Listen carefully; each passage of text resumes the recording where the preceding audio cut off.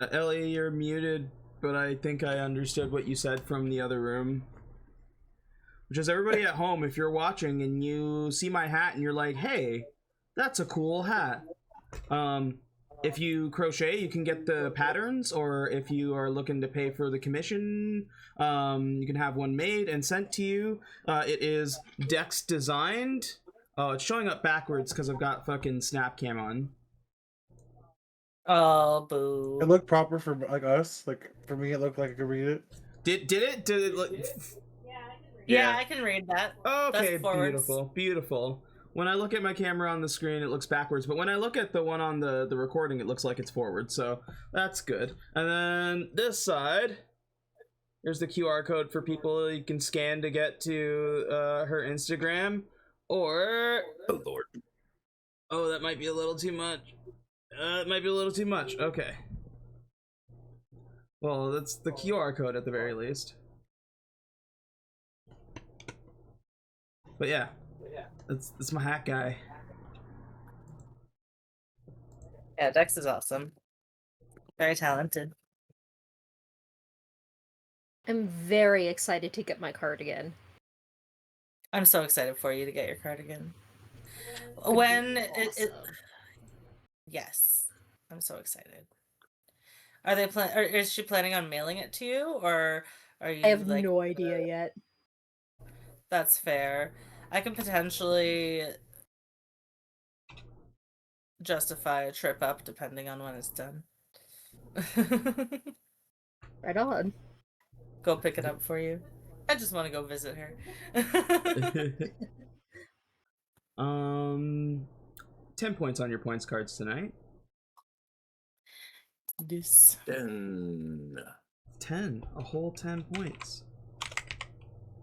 And with those 10 points, is anybody getting anything tonight? I'm banking. Banking.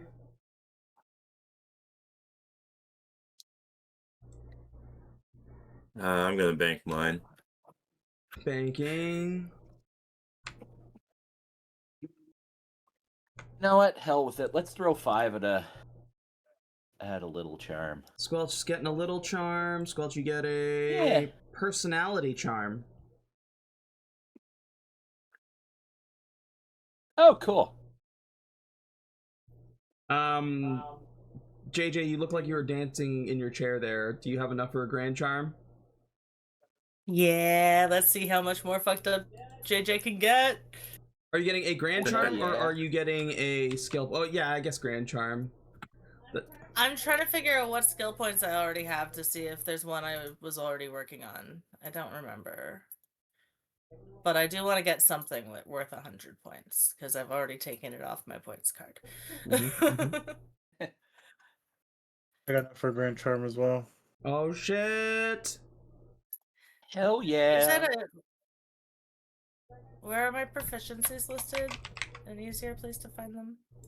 If you've taken a proficiency using the skill tree, it'll show up in your features tab.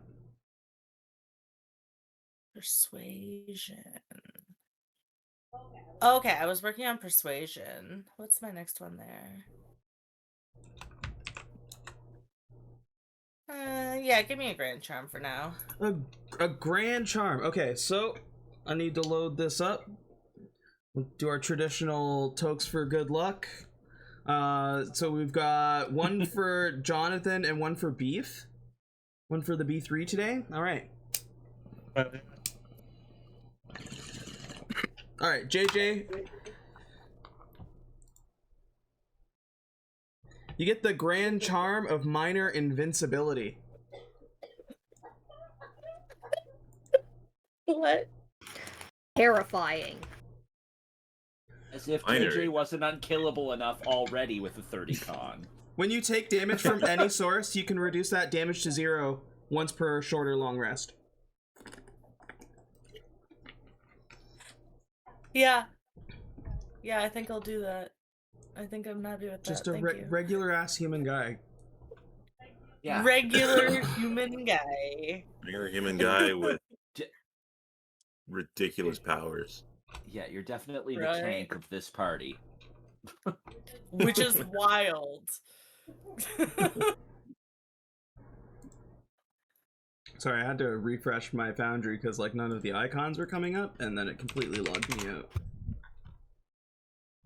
Whoopsie doodle. Oh, Foundry, you so crazy. You silly Billy.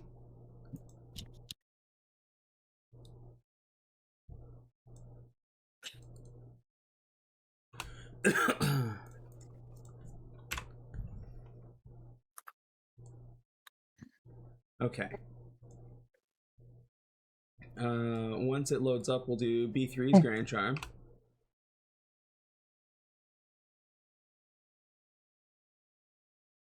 I think there's a little left in here. I'll do that instead.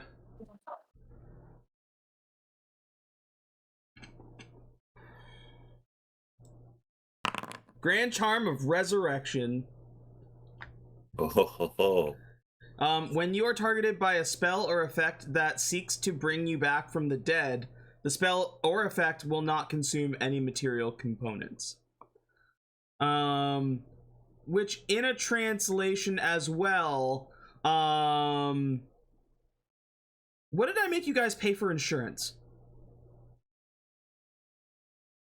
A lot. It was Yeah, I a don't lot. remember exactly. It was a lot of money. It was a lot of credits, but I don't remember exactly how much I charged you. I know you ended up pulling enough money to pay it, so...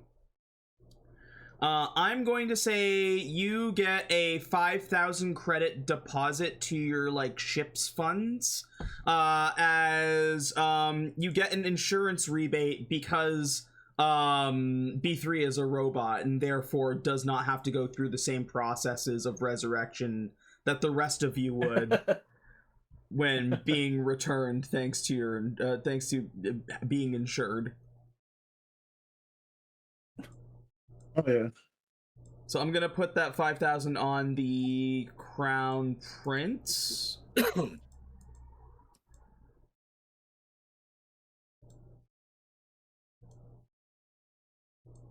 Little discount.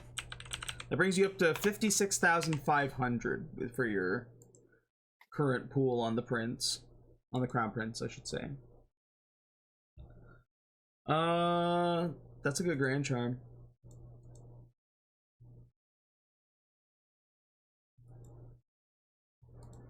Could I come back? Mm-hmm. You'll get that little notification that comes up on your like if you have any kind of mobile device or like on your computer. I'm assuming Tabok is the one who tracks it because he's the one that walks around with a computer. Or Neldor because he's the accountant, but either way Probably you are Neldor. either way you are notified.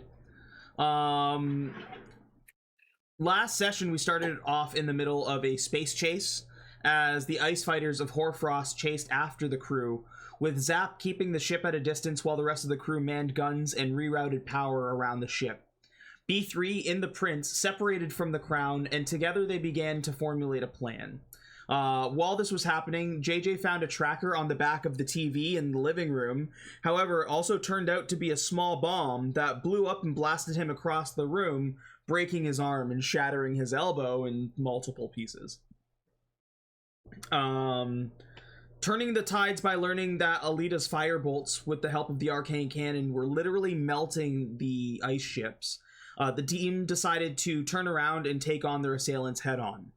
JJ took a healing injector to try and heal his arm, but it didn't heal properly, and now his elbow clicks when he, like, extends it. The crew succeeded in destroying all of the Hoarfrost ships, leaving only like an ice golem behind that appeared to be piloting the biggest cruiser. While the rest of the group was trying to decide what to do with it, Zap just like full throttle just like sped the ship right through and just destroyed the dude. Sending like just shards of the ice elemental into space.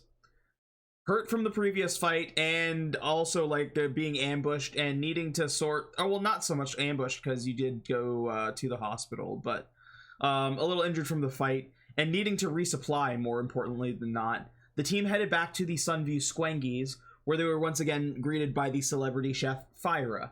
While eating and talking, the crew got a huge information dump from Fyra about the Void Seekers, royalty going missing, and about a group that helped to thwart an attempt, led by an assistant regional manager from the Helena system named Oka. She also let them know about a living planet currently consuming the Helena system. Also, Tabok did research into the planet where his ship was taken, an abandoned mining planet called Avalor.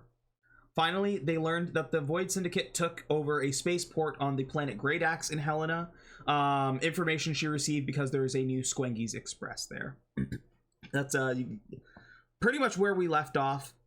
You guys did a little bit of shopping with the vending machines.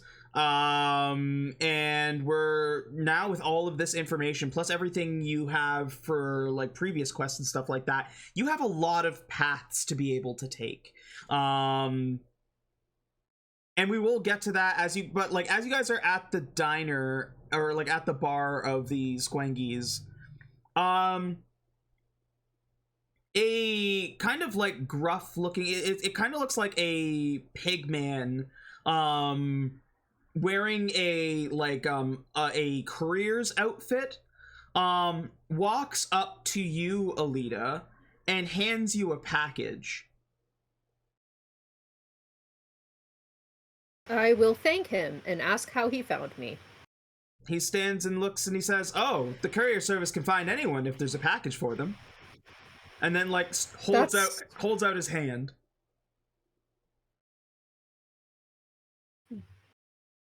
I don't know what. I'll shake his hand? I don't know what that means. He like kind of shakes her hands confused. He's like, "No, I've delivered a package. A tip, please." Tabok whispers to her, "He wants you to pay him."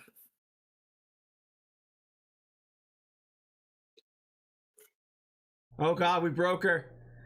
Or we broke Oh no. We have a broken Lee. We broke Aelita. Aelita frozen. Oh, okay, you're back. Sorry, I was frozen. Okay, Guess yeah, I got to, he held out his hand and he was confused. Yeah. I'm confused. Tabok, all say confused. it again. Tabok goes over to Aelita and then says, he wants you to pay him. He's expecting a tip. Why am I supposed to pay him? I look at the delivery guy and I say, "Hey, here." Hand him. Oh. And I hand him 10 credits. Oh yeah, I guess it wouldn't be a physical tip. You like kind of, it's like a little pad that you can like plug in a cred stick to pay. Oh. Okay. Yeah. Maybe I use my computer to do that. Little hand computer, just. Yeah, you give him 10 credits. Fucking, he looks down at the screen, goes, "Wow, big spenders," and like turns around and kind of like waddles away. I don't know what the going rate is for, when's the last time I got a package? I don't know. I don't know either. I don't know either, but you looked uncomfortable, so I was like, "Yeah, let's just get this guy out of here Thank for you. a second." I was uncomfortable. I'm glad you recognized it. The package that he delivered is wrapped in spectral, like not spectral, like in like an, it's paper that is translucent and looks like the stars. Like it looks like you're looking at the stars themselves. To the point where they're even like kind of like waving and moving around. Okay. On the package there is a tag that simply says "Happy Birthday."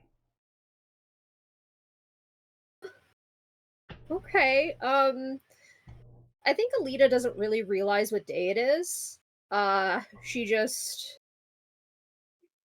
doesn't even know how old she is at this point. Nelder knows, but like she's kind of a space case. So I guess she wouldn't really care about like a trap or anything, so she would just rip it open. You rip it open. Very excited. And as you do, and like kind of like pull the like wrapping paper apart, it explodes into like this rain of stars that like kind of like washes up almost like a hologram, and it almost looks like you are inside like a bubble of space as the stars rain down around you like confetti. Inside is what appears to be a metal box with no seam. Interesting. A metal box. Huh. So I can't really... There's no real way of opening the box, it looks like? Do you pull it out? Like, do you touch it to try and, like, observe it, or... Yeah. Yeah? The moment I think the moment that you her touch hands it... are all over it. Yeah, the moment that you touch it, in, like, an astral face script that you would recognize, it says your name on it, and you watch as the seal kind of appears in the box and opens up, and inside is a diadem, like basically a tiara. My very own crown! Ooh, pretty. Ooh, it's so pretty! When it opens up, on the back panel, you see a man who, in his younger years, probably looked very profound, prominent, like regal, but now looks very downtrodden, like with a scrappy beard, and a scar across his face. It is kind of like he's kind of like in a dark place, so you can't quite make out all of the features, but you can tell like he is a much older gentleman. And do I recognize him? Not right away, but like you're almost like you get a bit of a headache, like something in the back of your head like is trying to ring out. Interesting. Okay. The voice that comes out of the box is soft and warm and distant, like a memory struggling to stay alive across starlight years. My little star, happy birthday. If you're hearing this, then you've stepped onto the path they feared you would find. I am sorry I could not walk it with you. The diadem flickers with gentle light, as though responding to the voice. There is much you do not yet know about our people, about the spark you carry, about the crown they tore away from us. But you must not seek answers in the shadows of the past. Seek them in yourself. Your light will remember what your mind has forgotten. Until the day we meet again, whether in this world or the next, let this guide you, protect you, and remind you of who you were born to be. Shine, Aelita. Shine so brightly that they cannot deny you. The man disappears, and what is left behind, like he steps out of the way, and his view appears to have been obscuring a painting that is sitting on the wall of a man, a woman, and what appears to be a young fairy wearing the same crown. Very interesting. So this man, is it perhaps my father? He looks pretty similar, just much older. Oh, wow. Okay. Oh. Look at the little picture.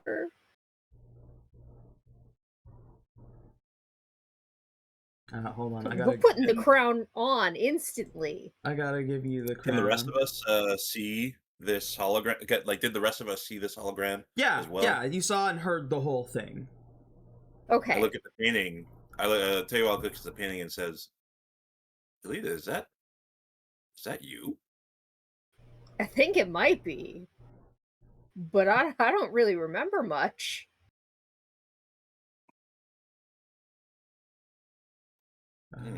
Where did I just... Okay. See your stars. Special item. JJ is like obsessed with the crown, and he's like, "Oh my god, that looks so beautiful on you. It suits you so well. Like it literally looks like it was made for you." Alita's I just think- like crying. Like openly crying. When you put So the pretty crown... and sparkly. When you put the crown on, it's not going to take away one of your attunement slots. Instead, it's going to give you an attunement slot that it permanently takes. Like, it does have to be attuned, but it gives you a special attunement. So you're just at 4 for 4 now. So you can keep all the items that you have. You don't have to get rid of anything.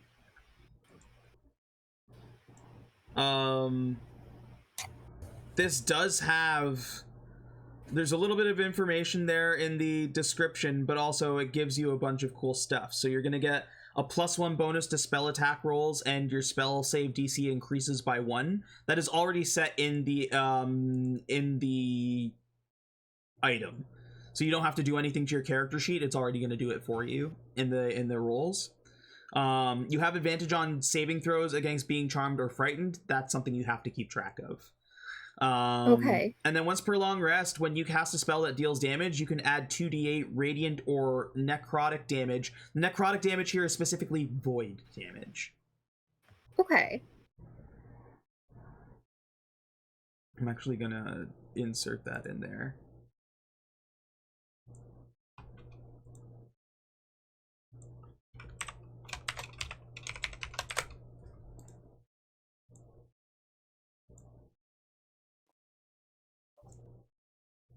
JJ is gonna look at the painting and look back at Aelita in the crown. Like lean into both, like comparing like the irises and facial features. And then he's gonna be like, Aelita, what if you're the reason the Void Seekers were on our ship?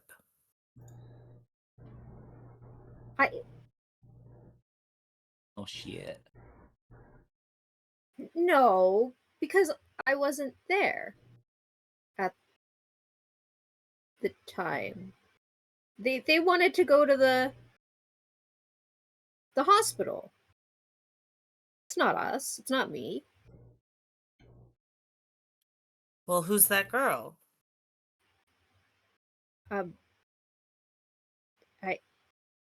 Me, but that has nothing to do with the Void Seekers. At this point, Neldor is like by your side. We'll even like move him over. Having heard the message go on. Jev looks over and says, you don't remember where you came from? You don't remember having some kind of crown? Are you a princess, Aelita?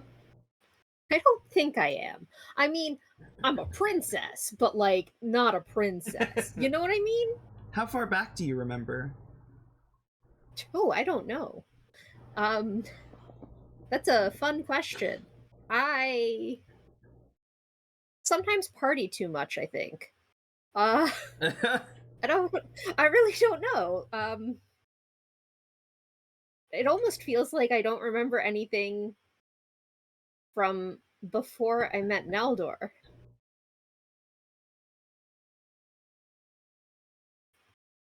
Just very briefly before I met him is from what I remember. He looks and he's like, you don't remember? I mean, you never really talked about it. I never wanted to pry. Yeah, I didn't really think there was much to talk about. My family was fine. I wanted to travel the stars.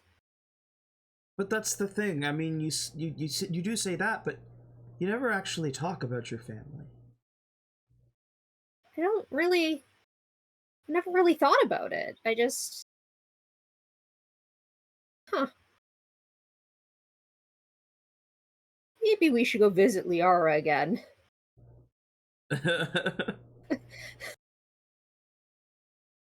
I don't know. Maybe I have, like, something I wrote down from when I was younger. Maybe that'll help spark my memory. I don't know. He's like, I'll help where I can. You know I will. Thank you. Jev and Mindell, well, not so much Mindell, it's Jev. Jev's like a bit of an investigator himself, and he's like probing you for questions, and he's like, what do you have from when you were younger? Jeez. I don't know. I have some stuff in storage. I'll have to look through it, see what I do have. But yeah, I mean, I have some friends from when I was younger. I haven't seen them in a while. Maybe I should reach out to them. It's not a bad idea. Yeah.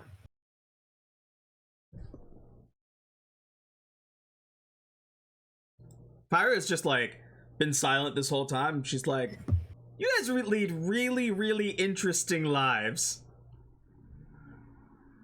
Yeah. Barbara, what are you doing? Whip up a cake. It's her celebration. What are you doing? She kind of like Like laughs. B3's like in the back making a cake. She chuckles. She's like, "Wait, what?" looks back. She's like, "Okay." She's gonna help you cook a cake. Yeah, she's gonna help you bake a cake. Okay. Thank you.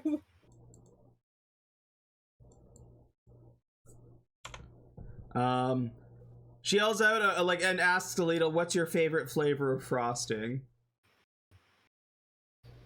Oh, that's a very tough one. Probably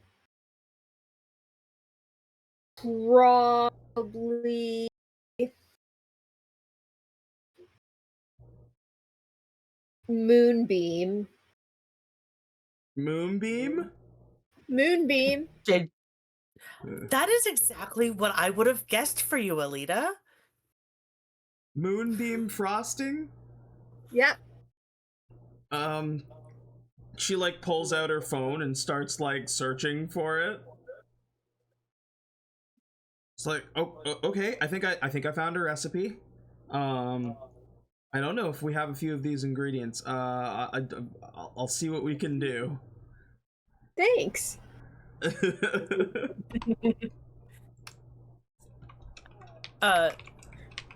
In the meantime, JJ is gonna go over to Aelita and be like, so you don't remember anything at all? Not really. I thought it was just kind of a pretty average childhood, you know? Nothing really to report. But what do you actually remember from it? Like any planets you've been to? Nothing, no Anything memories? from like your childhood home? Not really. I don't know. It feels like we've been... Do you have any siblings? I didn't see anyone else in that painting, but... Yeah, no, I don't think I did. Any pets?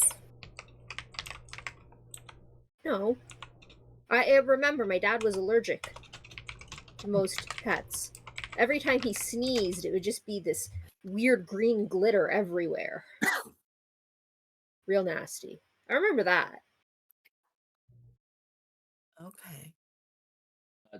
Side thing for the person baking the cake, if they're missing certain ingredients, as long as it's a non-magical food seasoning, I have a Heward's handy spice pouch, so I can pull any non-magical seasoning out of that if there's any that they're short on to make the cake. She's like, can you make the root of a dying star with that? Is it non-magical and technically a food seasoning? The magic item doesn't really. Fire is like, I mean, I've cooked across It wasn't the galaxy. created for space D&D. I mean, that's I a would argue GM that dying caveat. stars are science.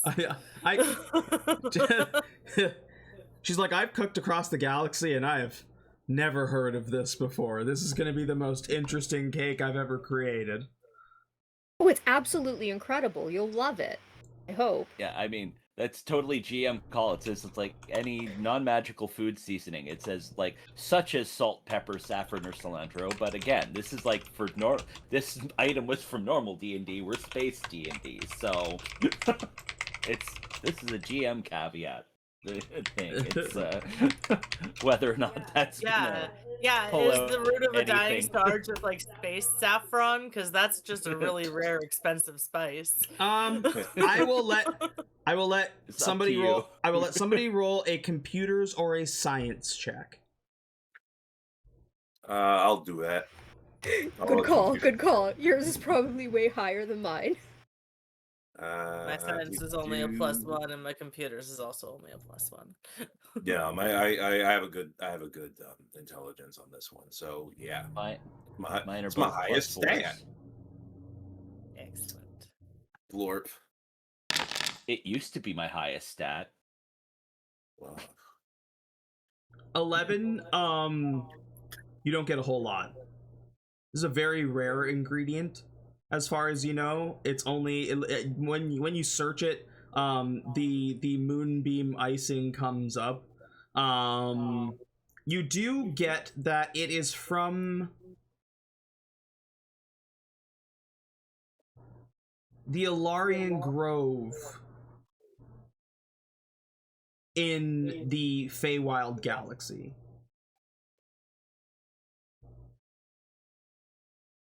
Sounds far.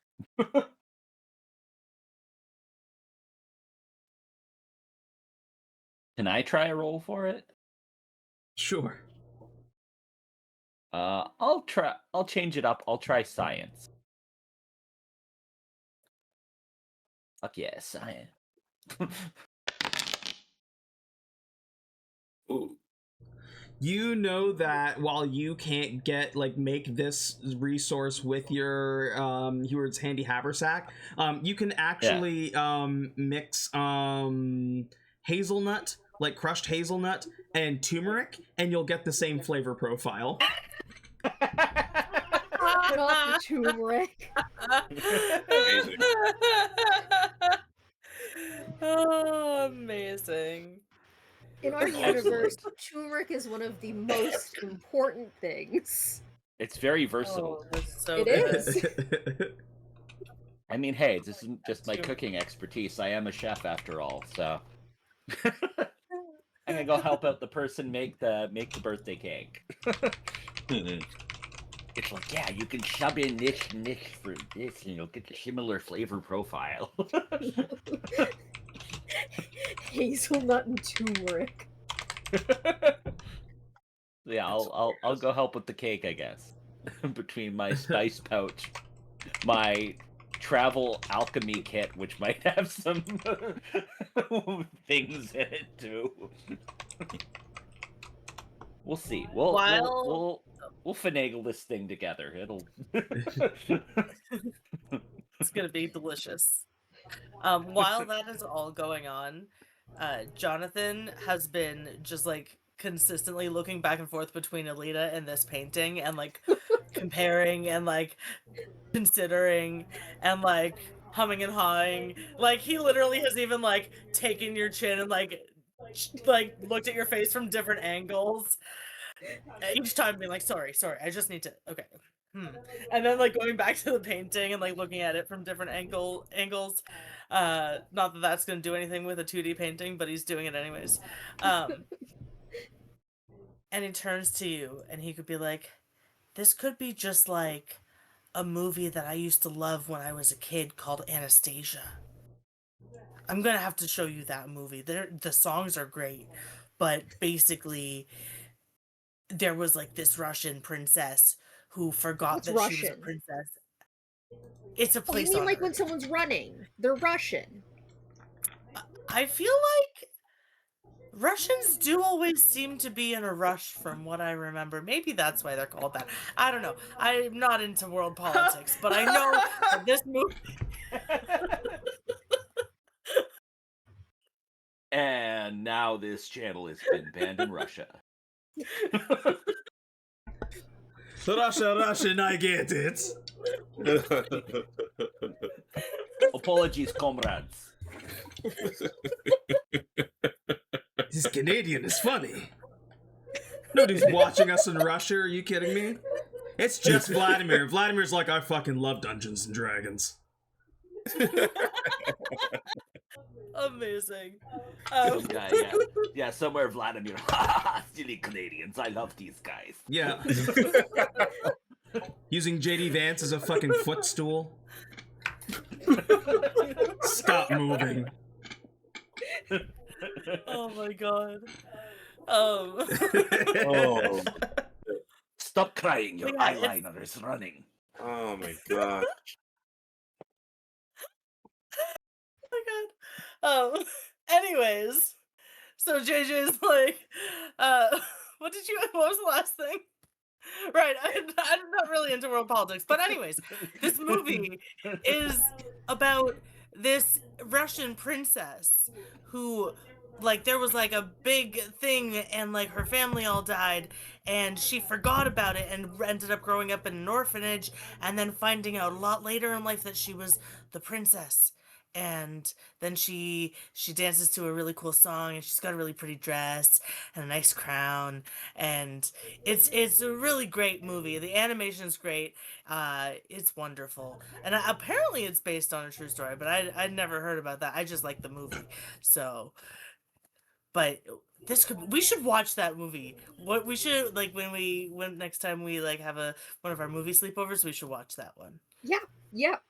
That's on our list now. Tabok hears JJ talking about Anastasia and thinks, "Oh, okay, maybe I can find that movie." They're like, "What would be the equivalent of like torrenting it?" Same thing. Same thing. The internet's the internet. It will always exist as the internet does. That's just true, yeah. simpler and simpler over time. Tabok wants to find a way to torrent it and just kind of files it in his to-do list. Excellent. The Space Pirate Bay. Yeah. Space Pirate Bay. Amazing. Yeah, those guys with the freedom of space just turned it into like basically like Pirate Bay is now Blockbuster. So the resurgence of Blockbuster, but it's just Pirate Bay instead. You can find anything. It's like, no, it's okay. I know a guy with a Plex server. He's got like 24 quadrillion gigabytes of media on it. We're good. He uses a moon as a fucking server to host it. Above table, I want at some point in time to have like a movie night where we just watch a movie on stream, but like in character react to the movie as if you're watching it. Please. Yes. I can get on board with I'm that. so down Yeah. for that. I think that would be fucking hilarious. So down. Anyway, continue.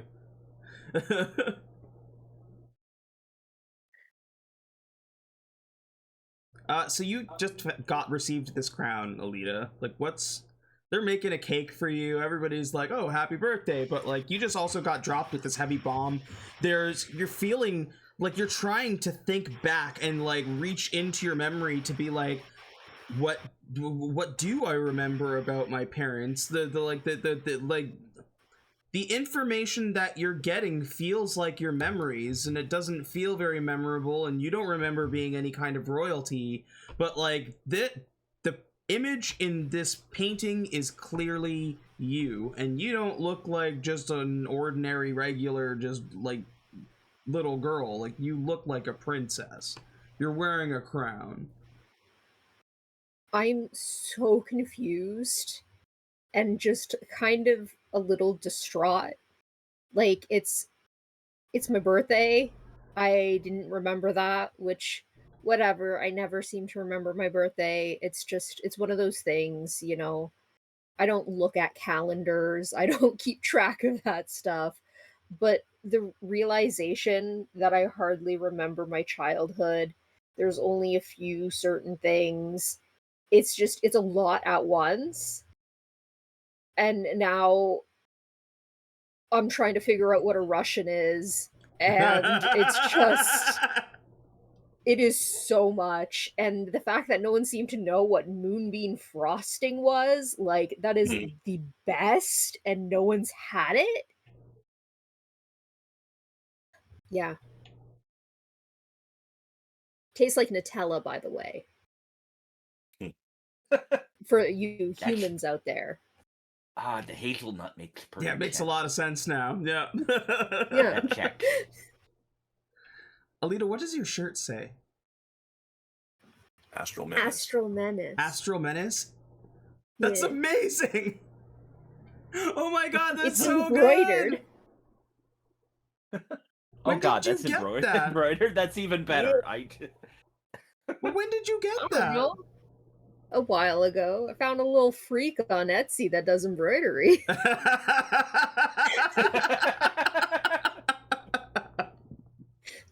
That's amazing. That's wonderful. 5 points on your points card, because that's great.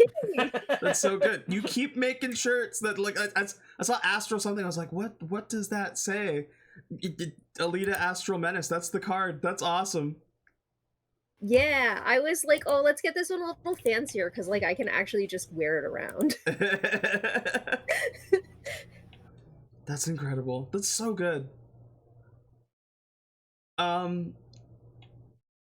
Sorry, I'm sorry to keep derailing, but like, that's so awesome. I always love when you guys have the shirts, because it's like, it means that the game is fun. Like, you want the game is so Yes. fun that you want to, like, go back to references and stuff like that, and just like we created something beautiful here, and I love it very much. Getting emotional. We go on Jesus. some tangents, but they're good fucking tangents. They're great tangents. They lead to amazing bits. But yeah, Aelita, to get serious, Aelita, you're overwhelmed here. It smells kind of like Nutella cake, but also like they probably were better off using Nutella. Probably. But we'll see how it turns out. B3, you're helping. I want rolls. I want some kind of rolls. Do you know cook's utensils? No. Don't think I have utensils. Okay. I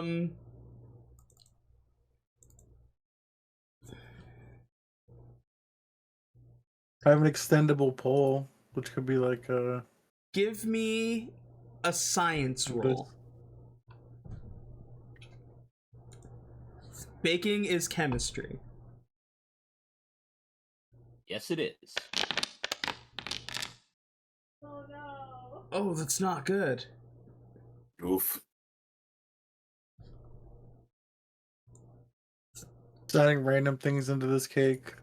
You have, if you wanted Like to random- reroll, you do have your inspo, but You know what? I'll use it. because So you might give these people food poisoning. Yeah, he's like whipping it up and he's like, oh, it looks a little off. And he'll try again.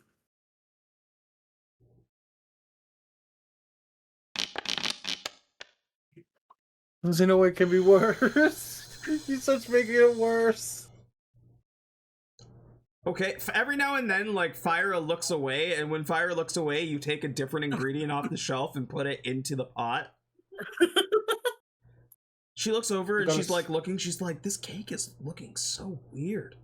What's going on with this batter? Look, I think this is sugar, right? I'm adding salt in there. Sugar's good, right? That's what the S means? That's salt, that's salt. How much of that did you add? A lot. Why would there be an S on it with sugar? It's Right? S for sugar, salt. S for It's salt. S for What? salt. Why would there be an S for sugar? Sugars, it. why would the sugar be anywhere near any of those spices? We've got a fucking bin for it. And she points over, and there's literally, it says sugar. There's little sugar cubes, like an image of it there. And it's like a pull-out bin that you fucking pull out, and there's a big scoop that you can fucking grab sugar. She's like, what do you mean? Fucking. I didn't see it. And you watch as Fyra gets angry for the first time, like, and you see, like, her hair starts to, like, flare red. She fucking takes the whole pot, or like, the whole mixer, like, bowl with the fucking thing in it, and, like, punts it into, like, what appears to be a garbage can, that just goes out into void space. And then fucking calms down, reaches under, opens up a brand new like a fucking inbox fucking mixer and like sets it up, and she's like, B3, why don't you go sit down? I've got this. Yeah, I'll goes back over and takes the apron off he has on. If anybody else tries to step into the kitchen, you watch as her hair will like flare up a little bit, and without moving and like still mixing things, she'll like lift a gun to point it at the door.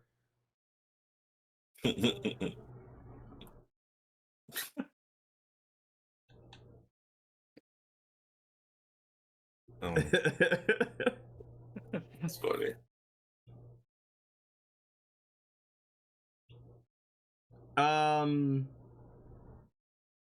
Neldor will look at you, Aelita, and say, are you okay? Do you want to talk? I think I'm okay right now. When there's something to talk about, I'll definitely come to you. Okay. I think maybe I need to reach out to Xylophony. I met her when I was younger. She might know more.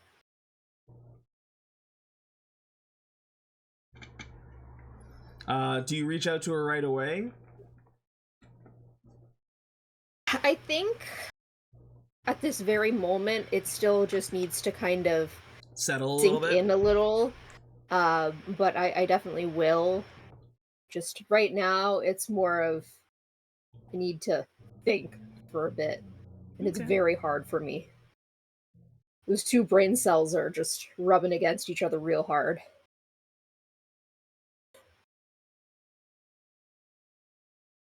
What's so B3's been banished from the kitchen. You're all kind of sitting around as a group. Aelita looks like she's got a lot on her mind. What's everybody else doing?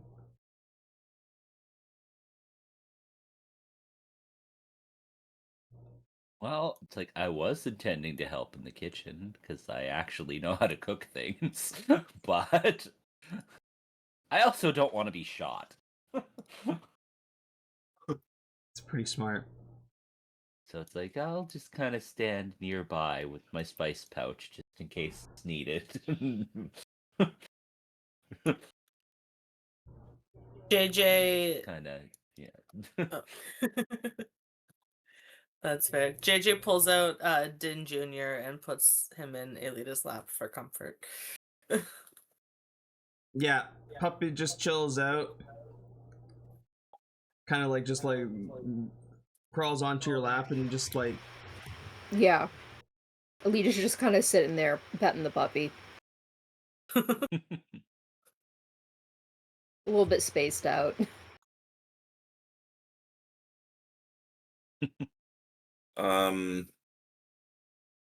The box, is it still there and everything?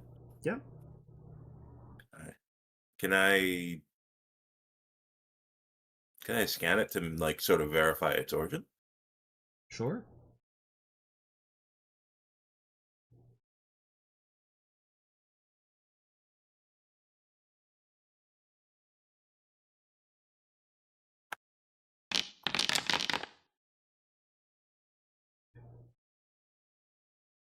One's pretty good. You get the same location, the Aelarian system in the like Feywild galaxy.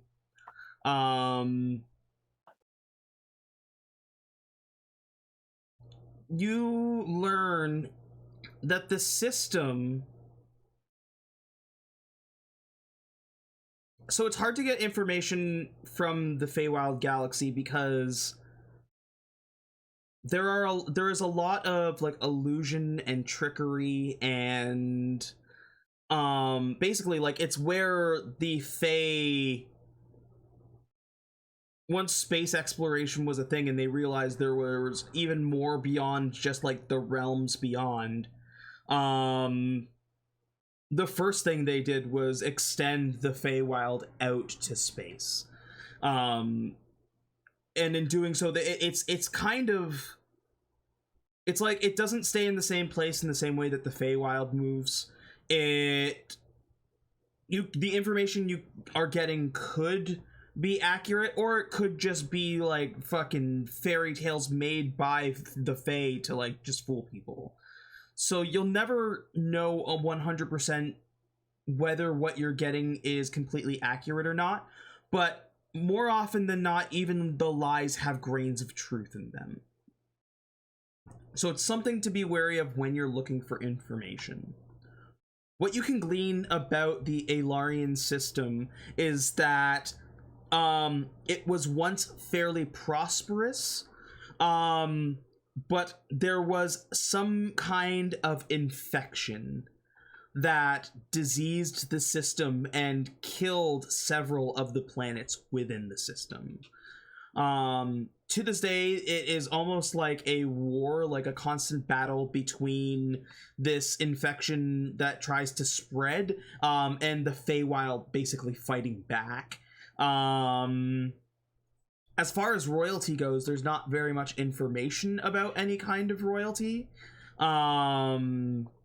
But again, it's tricky with information.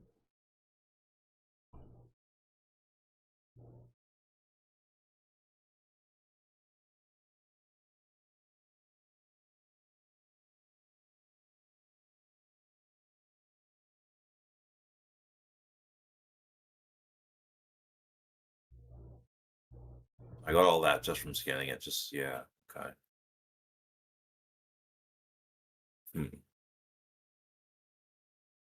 Oh. Not sure what else I would do with that, but yeah, it's good to know. Ooh. I will also say that the information that you find is not so much directly from the Feywild as it is an account of somebody who had visited the Feywild, a Professor Barnacle. He is a researcher, like a deep space researcher, and he actually has an institute in this system on Aegon. I think we should pay him a visit.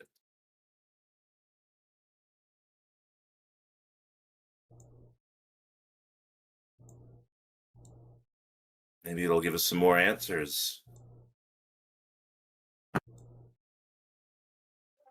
How far away is that?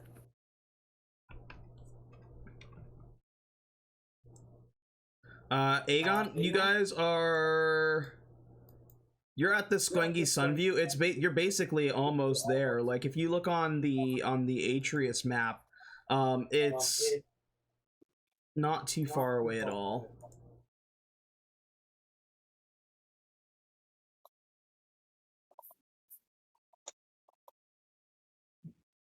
On Aegon. Aegon. Yeah, that's pretty close.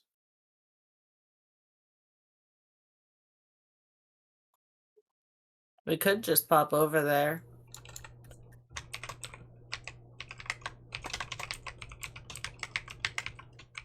Just, We were trying to catch a few people, though, weren't we? yeah. But since we're right here,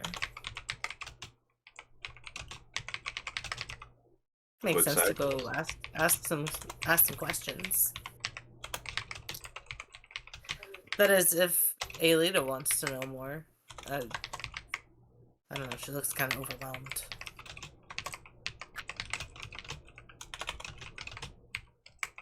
Now, is this something that you both would be speaking about kind of in hushed tones? Is it something that you think I would be hearing? Yeah, I think that would have been within earshot, but then like she looks kind of overwhelmed was me just kind of leaning into Tabok and Okay. like, kind of saying that. So like we're within earshot, but I don't think we're like right next to you. Okay. But I did say if Aelita wants to loud enough intentionally for you to be able to hear that part. Okay. Yeah, I think I would kind of glance over, but I wouldn't really say anything right now because I know we have other stuff going on, and it's like, how badly do I want to know? Will I get the information from my friend? We have so much other stuff going on. So right now, I think I kind of glance over and like give a smile, like, thanks for thinking of me, but not gonna really be like, yeah, let's go. Right, we have a lot of stuff to do, so I appreciate it, but maybe that should wait. That's understandable. I feel like we're definitely gonna like learn something at some point. So, this is all probably connected somehow. Mm-hmm.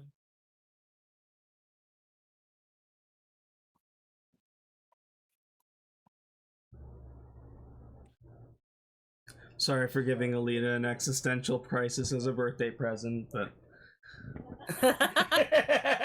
I am kind of a twisted individual. It's a really fun one. Happy birthday? Happy birthday? Sorry, but also not sorry, because anytime I can weave something into the plot, I'm gonna take that chance.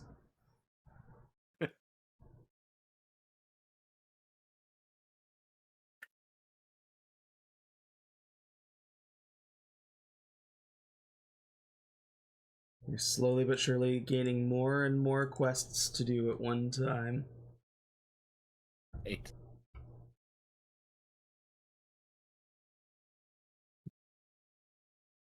Mindell in the middle of this, like, fucking cuts the tension with a knife as he goes, so what are we doing? And Jeff, like, punches him in the shoulders, like, can't you see you're fucking ruining the moment? Shut up.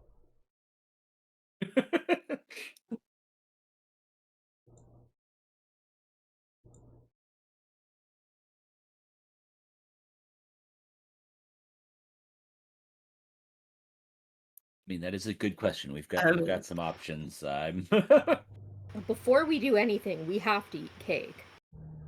Yeah. We can't Well, yeah. leave.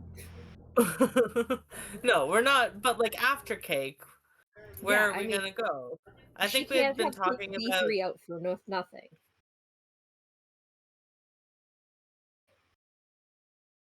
That's true. That's very yeah, true. afterwards, it's gonna be a good cake. We do have a lot to do. Yeah, weren't we doing that quest for Old Marla where the Moz vintage? Yeah.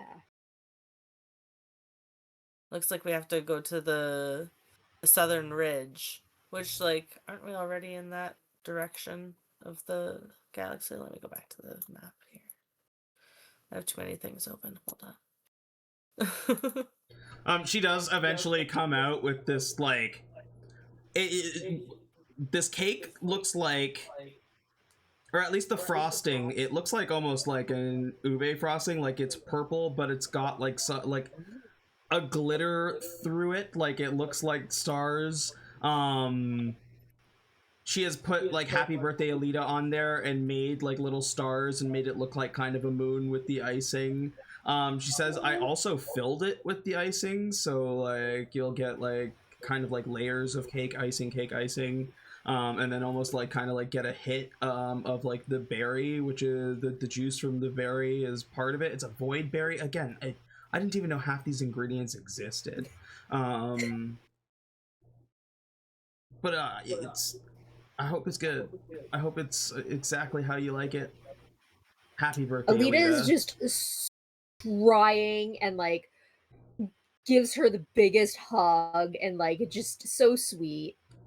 Like the fact that she just dropped everything to make this cake for someone she hardly knows, like that speaks so much about her as a human, or not a human, but as a person. Yeah. So Alita's just so happy and already knows that this is going to be like the best cake ever, just because of how, and B3 even went and tried to help, and it's just really nice. She cuts it up like into pieces and puts it on birthday cake plates that are shaped like little flying saucers. That's adorable. And she hands them out to everyone, like even B3 hands one to him. It's like, I don't know. It's like, sorry for threatening you.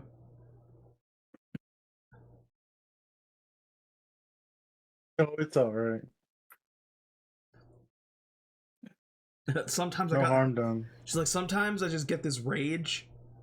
You ever get that?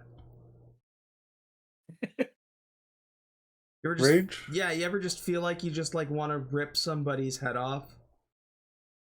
Gosh. I don't think so. I hope not. That's okay. Okay. Just me then.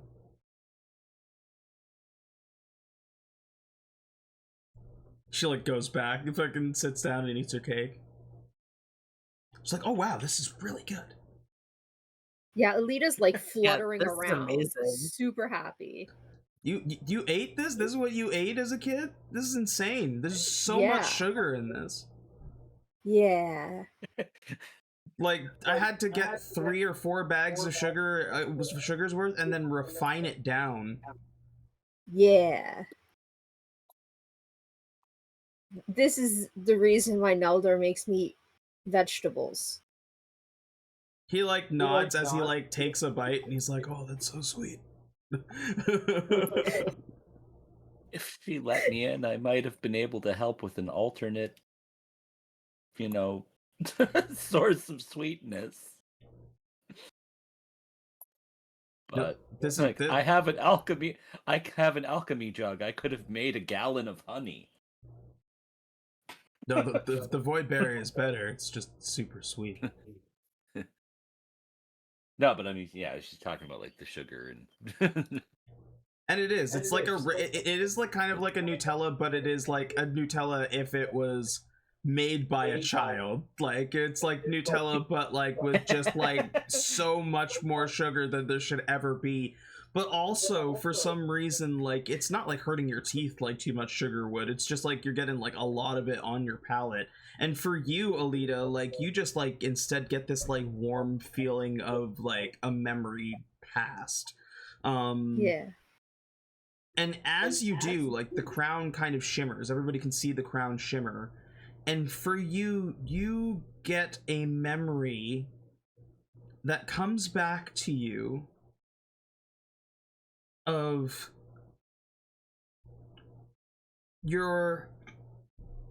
what you know now as your parents, both sitting on the thrones while you are running around playing, probably very young. And it seems like there's like there's some entertainment in the room, maybe like some kind of like a minstrel show or something along those lines going on. And you look at your mother in the chair and you watch as she coughs into a handkerchief. And when she pulls it away, she closes it, but before she can, you get a glimpse of almost like, it almost looks like a blackish blue. is what she Oh. coughs into the handkerchief as she closes it. And then you come back to your senses and you have a splitting headache, like edging on a migraine. Oh. Oh, I think I ate too much sugar. I have a really bad headache, but I think I remembered something. I think my mom was sick. But I don't think I really realized when I was younger.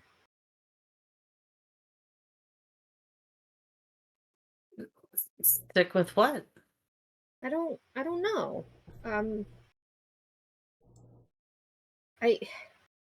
I remember her coughing up this blackish blue stuff. I don't know. I mean, I'm not crazy knowledgeable about her people or their biology or what, but could I try a medicine check?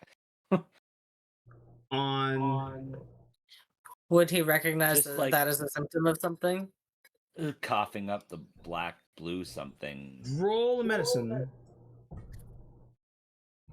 I'm assuming whatever it is going to be stupidly high, but On a 24. Ellie, can you mute, please? or at least what type of disease it might have been or something like. On a 24, you recall hearing about a disease like that in medical school, but there is so little information known about it that even the name doesn't have a scientific term. It's just called void creep. Okay. So I know very, very little about it. Very, at this very little. point. You know, the Okay. like what happens, the blue that is spit up is a byproduct of the infection spreading to the lungs. But there's really not much more known about its origin or what other symptoms, because anybody who has had it has not been able to live to tell the tale. Yeah. At least it's like I've got enough that's an initial stepping stone if I wanted to try and find out more down the road. Which is, okay. I think with this and having that memory, I'm going to send a message to Xylophony and just be like, hey, like, do you have a moment? Can you just kind of give her a basic rundown of what's happening? But also, like, miss you, love you, kind of thing. You get like a video call.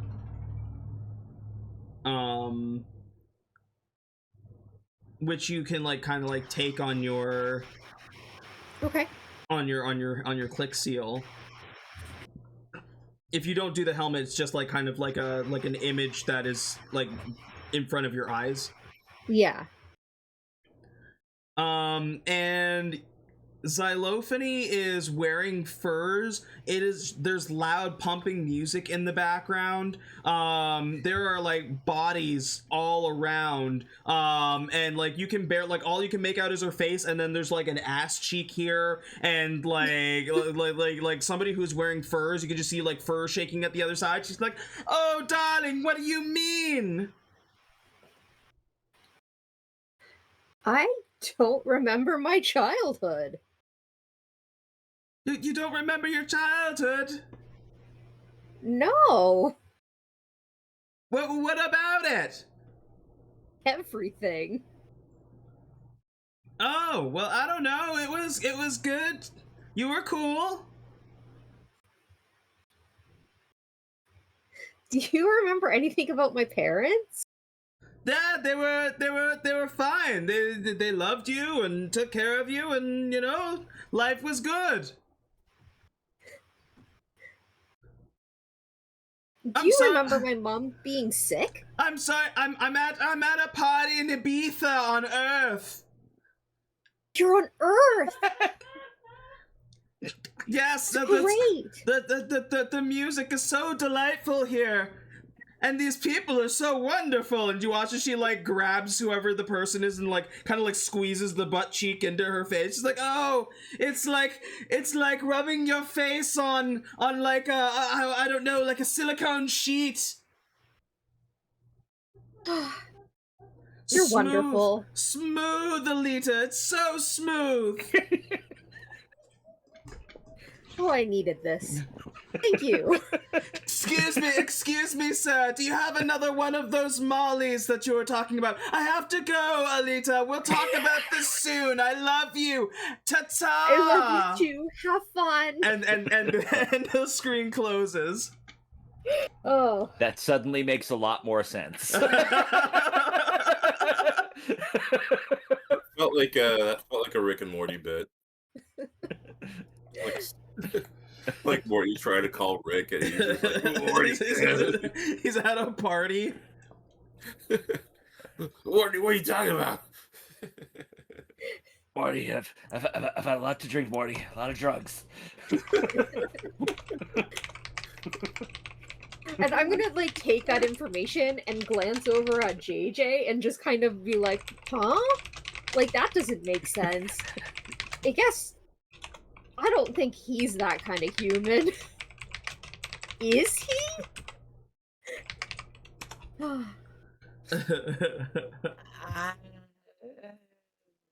I'm gonna also be like, hey, I've JJ, never what's been Molly? to.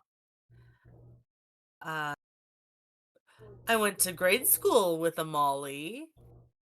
Molly Sassafras was her name. She had these ringlets, and I remember I wanted ringlets when I was a kid, but nobody in my family would let me have ringlets, so I just looked at her ringlets a lot. But that's all I really remember about her.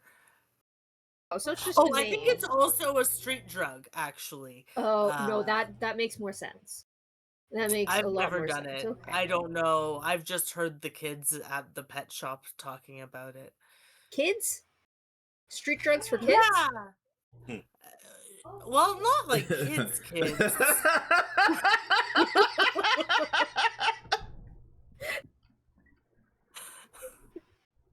Okay. Oh, they're like teenagers, which probably is still too young for it. They were just in there buying a beta fish, and I overheard them talking about it. I wasn't sure what they meant. Okay. Yeah. Maybe it's fish related. Ooh. Maybe, but like I feel like if it was fish related, I would know because I knew everything about that pet store. So Okay. maybe it's drugs for fish. I have heard a lot about fish doing drugs. Have you? I'm getting distracted. although I it's have always... that snake.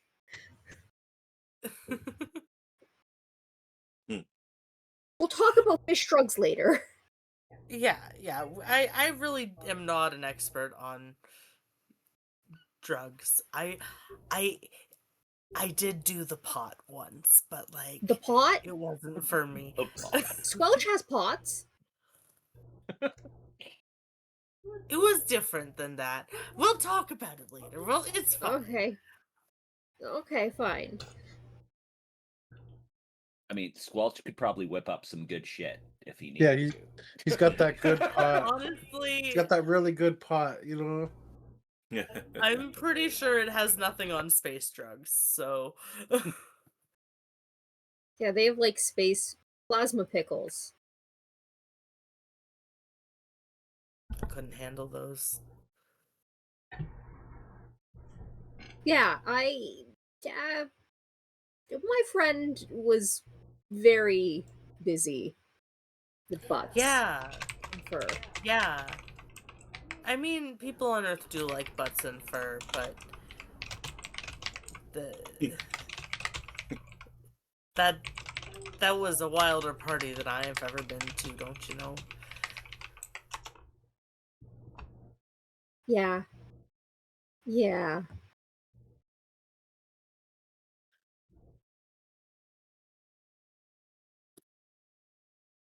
I feel like I'm even JJ's more like- confused now, though.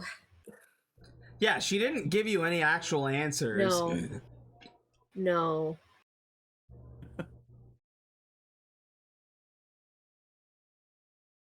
Maybe she can't remember either. Huh. Weird. I feel like this is a mystery for another day. Could be. To be continued. Unless you want to track xylophony down in Ibiza. No. Road trip. I am not ready for that. Earth, warp I don't 20. think Earth can handle me. Drug bender side quest. Yeah. Fucking the next session, B3 discovers cocaine.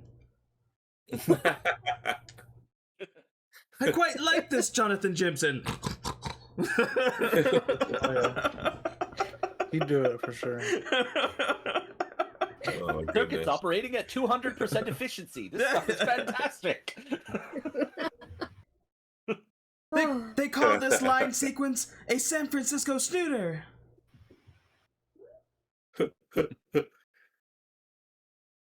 Oh boy, that's hilarious. Fucking B3's just got little vacuums that just come out of his nose. You're like, makes a little sound.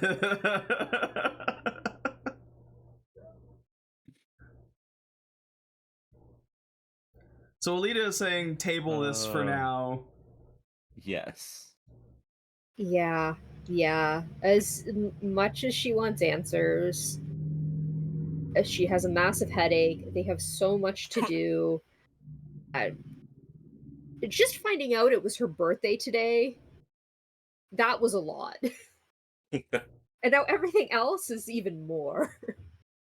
So I think once she finishes her cake, she's gonna, again, thank for the cake and just say, I'm gonna go lie down on the ship. I have a really bad headache. And just go lie down on the ship and kind of just nap while everyone does their thing.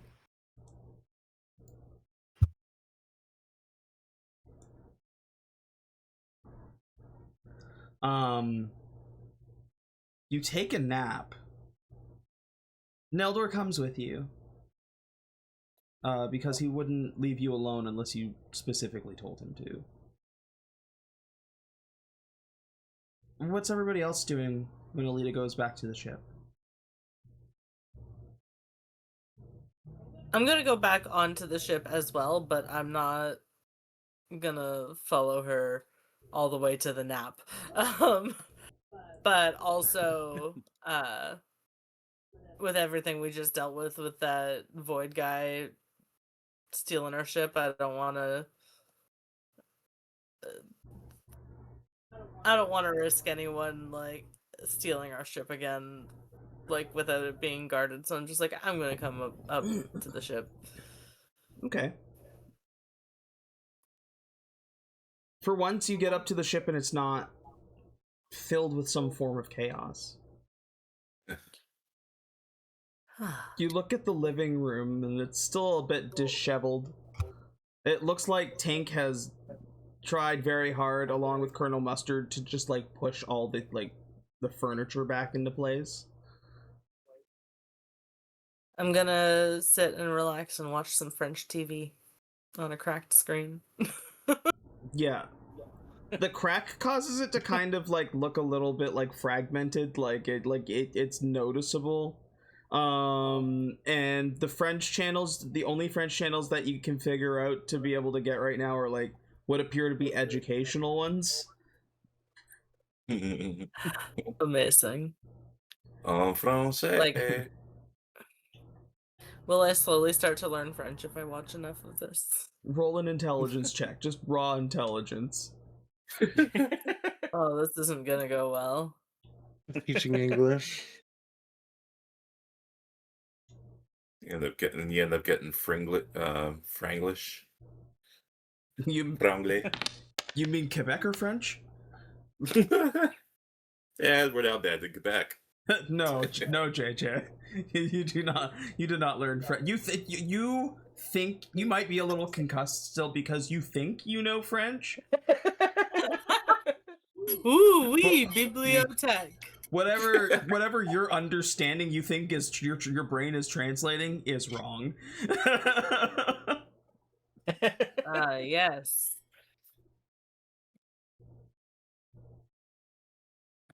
Bibliothèque.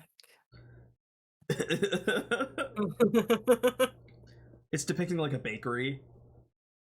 Yeah. Okay, above table, really quick, I have to share something from my childhood. I was watching French TV because we lived up north, and that was actually legit, like half of the channels that we got. And there was a commercial that came on. Wait, no, I wasn't watching French TV because it was an English commercial. It was so there was a commercial that came on, but like there was two people talking about steak, which in French is biftec. But they said, bibliothèque, which is, library. And so...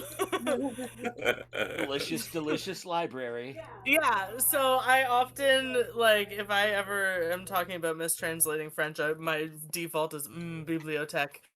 And I can't. That's why. That has just stuck with me. Bibliothèque. That's too funny. That's amazing. Yeah. Yeah, so JJ is just watching this bakery and he's like, bibliothèque.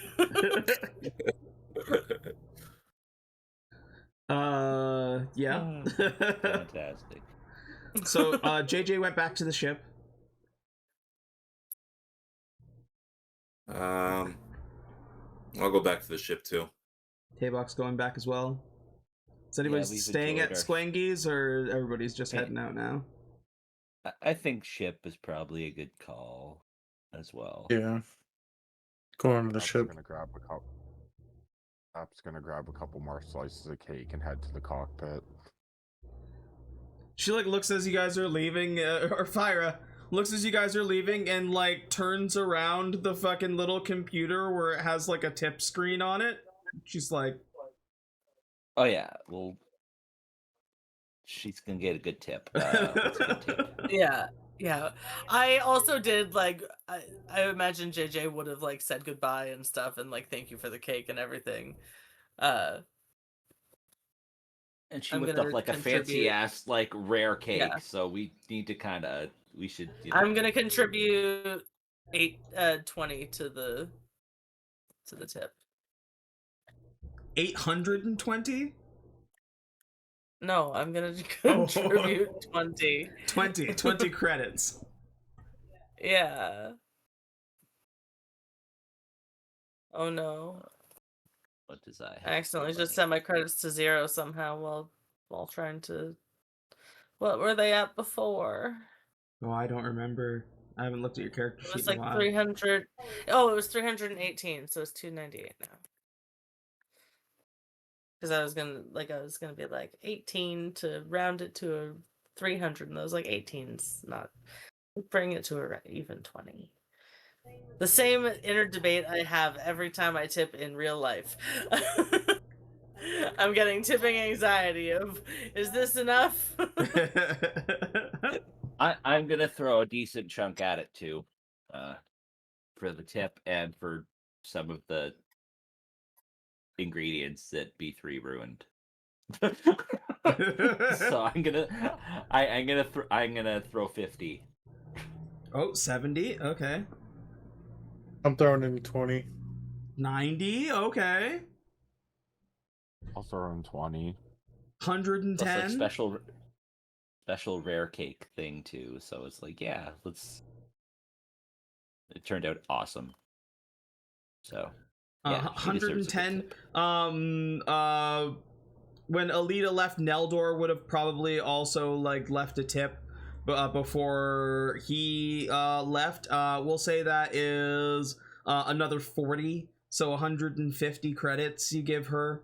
And she's like, "Oh, like that's like way more than the courier got. Thank you. That's wonderful."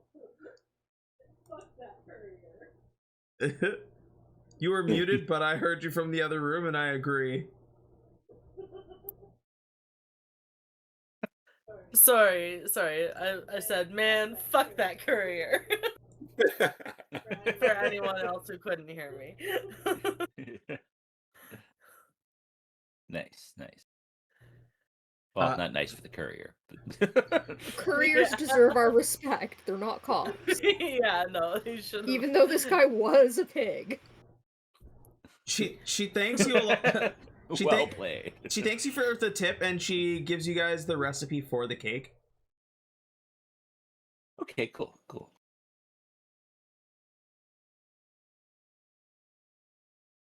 And everybody's going back to the ship. Aelita, I'm assuming, kind of just like is taking a long snooze. Yeah. She's really too much sugar, too much confusion, too much thinking. Yes. It has become painful. There has been so much thinking. So Aelita's shutting her brain off. What else is everybody doing?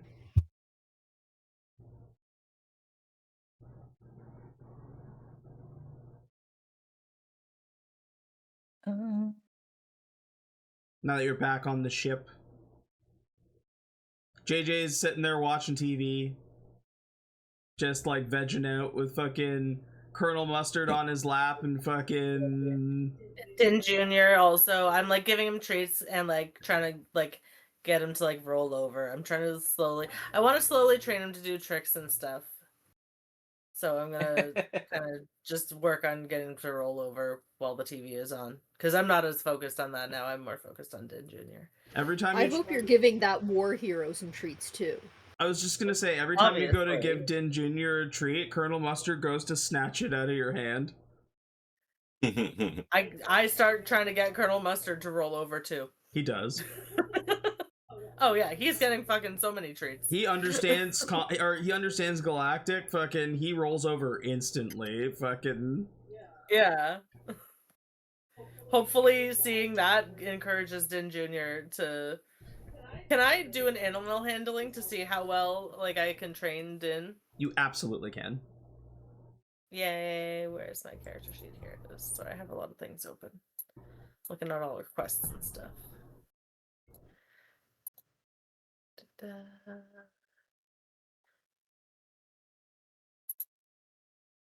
Can it be with advantage since I've got Colonel Mustard giving him an example of how to do the trick? Absolutely.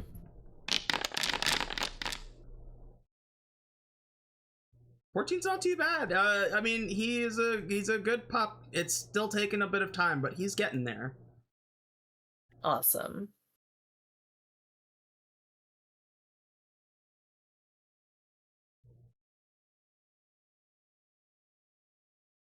Oh my god, the chat's been going this whole time. It's going off. There's people talking. It's crazy. Hello, everybody. Sometimes I forget that I've got the stream on and we're not just chilling and having a great time. I'm gonna go through the list and I'm gonna see what everybody is individually doing as they sit back on the ship.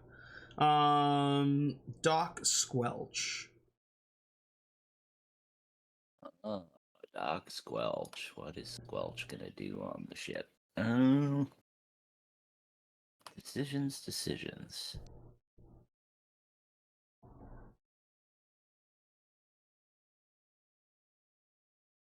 Well, okay, Jimson's kind of busy right now, so I don't want to go and like try and like fix his arm right now, but we should probably do that at some point in the future. So that it stops making that clicking sound. Or Actually, perhaps you'll make it so much worse. Hey, that's a possibility too. So in order to fix Johnathan, you have to hurt Johnathan because you have to re-break the elbow. Yeah, I think before I do that, I might go and brush up on my human anatomy a bit. So I'm gonna spend a little time studying where the arm bone's connected to the what bone in humans, and Honestly, if it's just a matter of it clicking, I can deal with that until we can maybe go to Ouroboros again. It doesn't need to be a priority. What, you don't trust Squelch to re-break your arm and then jab you with some healing injectors? Squelch, I defended you in court, remember? I know.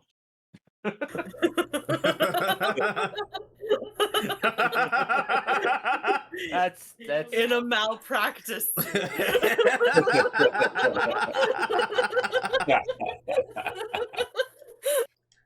touche. Like, no offense. That's fair. That checks. That's reasonable.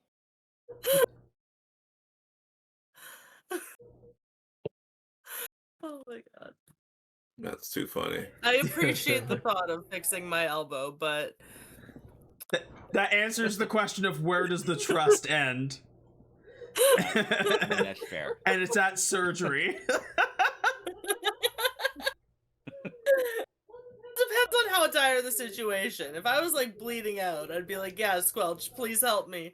But like, this is just a sound. It's fine. Like it's nothing permanent yet. It's fine. It's fine. Okay.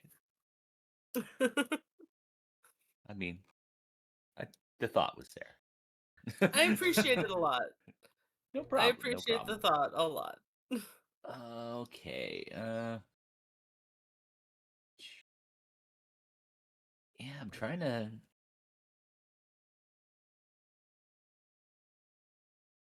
to think about what we should do. We got, a few options on how to proceed here. I'm not sure what the I think the last thing we had talked about what the doing crew's was kind of feeling. the Moz vintage. The Moz vintage was the thing we had, Yes. I thought, decided on. Is that what we were thinking of? Okay. Yeah, locate the collapsed vault near the vault node near the southern ridge. Is that the southern ridge, like, of a planet? What? On planet Morin. Where's Morin? Morin was the fire planet where the bar was, the bounty hunter's bar. Where are we now? Sorry, I just have too many things open and can't see the map. Yeah, we have to find some super special rare booze. Did we want to go back to Morin then? I say that's a good call. We should, I'm up for that one. Yeah. Yeah, let's do that.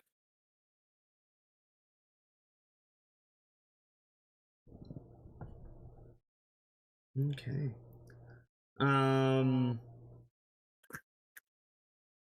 Do you do any preparation, like any other preparations for that, or are you just heading out? Trying to think if there's anything that I want to do. It's like I'm not doing the flying, so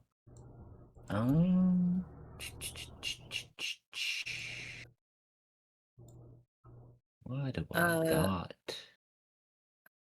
Can we rest? How long of a flight is it?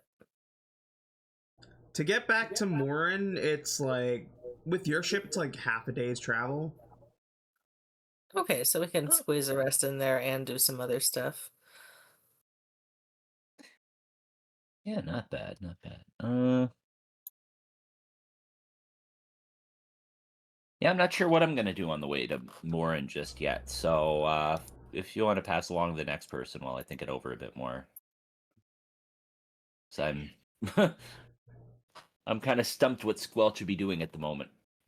That's fair.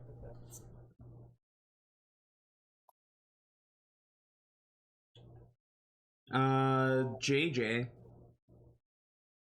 I'm gonna keep trying to train Din Jr., Like, but I want to start training him to like, maybe like try to press some buttons or something. Like, I want to train him to like be able to like go press a button. Okay. Or, like open. I think That Colonel... could be very bad, but you know.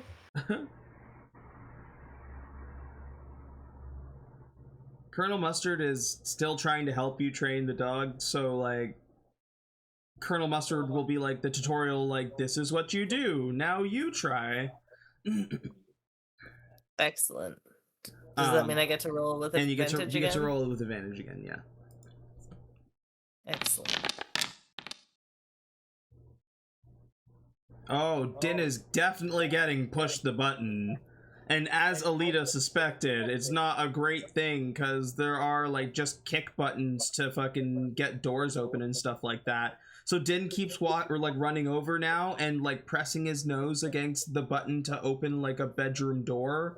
Or, like a side door, and you keep hearing ka-choo, ka-choo, ka-choo.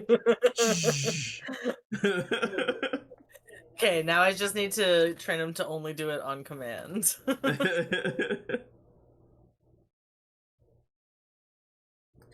Zap Brannigan.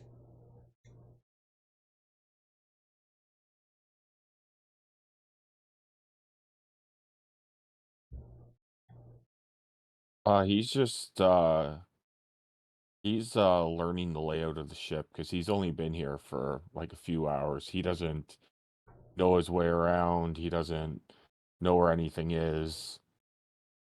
So he's just kind of learning where shit is on the ship right now. Are you asking anybody for a tour, or are you just kind of like exploring on your own? I'm just kind of wandering around on my own. Okay. Yeah, I mean, it's a pretty... The space yacht has a ton of rooms. There's a room with a hot tub in there. But there's like a big sign on it right now that says do not use the hot tub. Yeah, we still need to like kind of like fix that, don't we?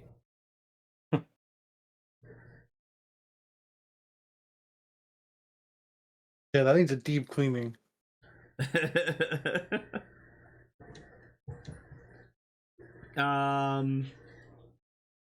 There's a little bit of blood on the ground still near the cockpit from when the captain was stabbed. Looks like the little robot has been trying to chip away at it slowly, but with the fucking living room area getting blasted, that kind of took new priority to get fixed up first. But Tink, the little robot, does fly back over and starts chipping away at it again, trying to get it clean. And for you, Zap, it doesn't mean very much, but there is a weight in the room of whatever took place here. And that blood gives you that feeling, that kind of sinking feeling, like these guys are pretty goofy, but they're in some serious shit right now. Whatever they're into is wild.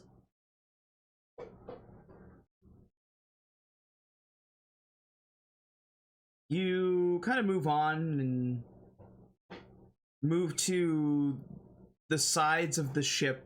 You get to the side and like there's like kind of like a room off one way that appears to be maybe the computer room.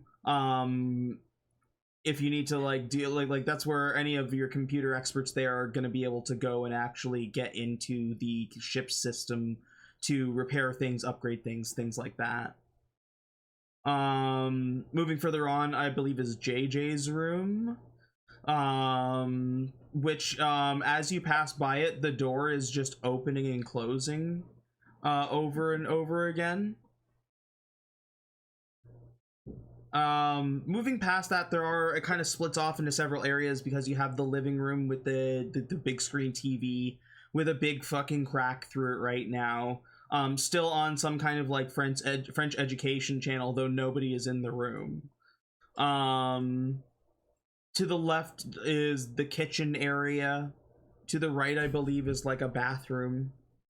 And then there's the hatch that brings you to the upper level where you can get into the prints, and it's a little bit easier to kind of navigate around because the rooms are much bigger, even though the space is much smaller. You can see like there's the engine room of that ship and the cockpit and a couple of the side rooms and a room that is specifically designated for Gretchen. So it's got like fucking kind of like a hay bed that she lays in, and lots of different toys for her, and fucking like a little like kind of like receptacle that you can refill for like snacks and like food that she eats. Of course, across from that is the dungeon, which what you like, Zap opens the door and goes, oh, like, or like you know, like you look in and it's like there's a lot going on in there. Like, oh, jackpot.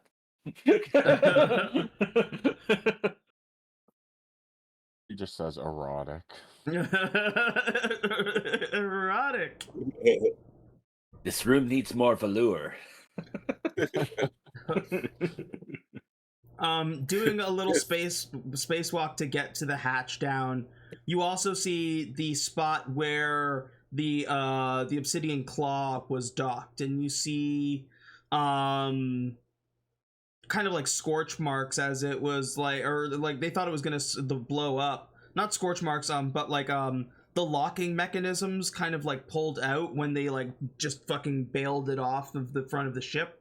And there's some lasting damage that's left there that is a reminder that somebody walked away with their ship.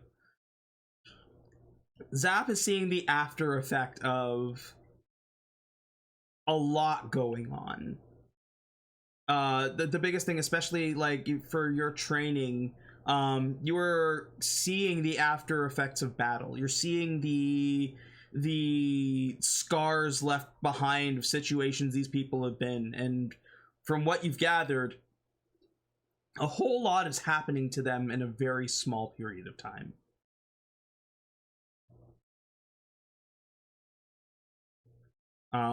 Something to be weary of as much as excited about, I suppose, as a newcomer to the ship. B3.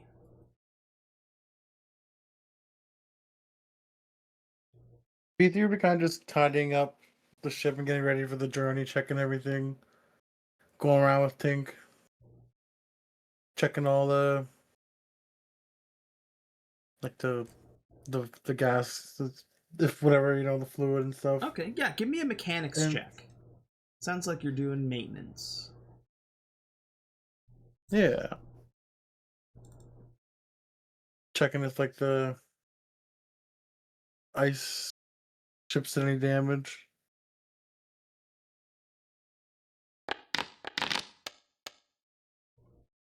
Oh, that's really good. We'll say your shields are back up to full charge. You're going around doing a mechanics check, and you are like adjusting everything on both ships, trying to make sure that everything's tip-top shape for when you're flying into your next situation. And you go onto the print, and in the engine room, you find another purple glowing button.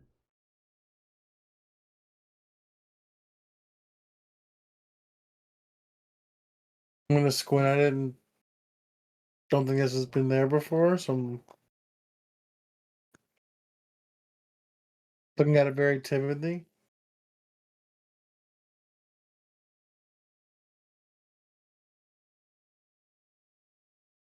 B3 will hit the click seal thing and ask everybody over the comms. I'm seeing this purple button here. Should I press it? Whatever you do, do not pull it off of whatever it's on. That's Keep how it away I from the broke the dog. TV. Yeah. Also, that we don't want to let Din Jr. get to it. Well, it's in the engine room, in the prince, and you're in the crown. Okay, good. So the dog should be fine. Don't take it off of whatever it is, because I pulled one off the TV, and that's how I broke the TV. And the rest of the living room. And myself. Like, okay, gotcha. Over. And then you hear the click seal stop, and he's not going to touch it. He's just going to leave it. Thinks about it, but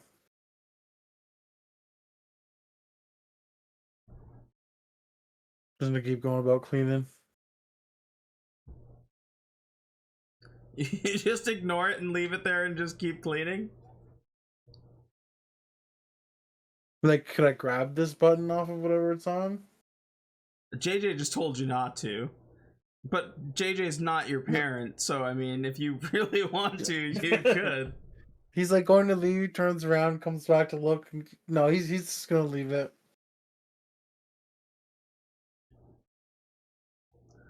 Okay. You go around and like do the rest of the maintenance on the ship after telling them that there's a button on the thing. And you don't pull it off, which is pretty good. I would still have the urge to, so. Tabok, are you able to do a computer's check on it? See if you can figure out what it is. Yeah, I can do that.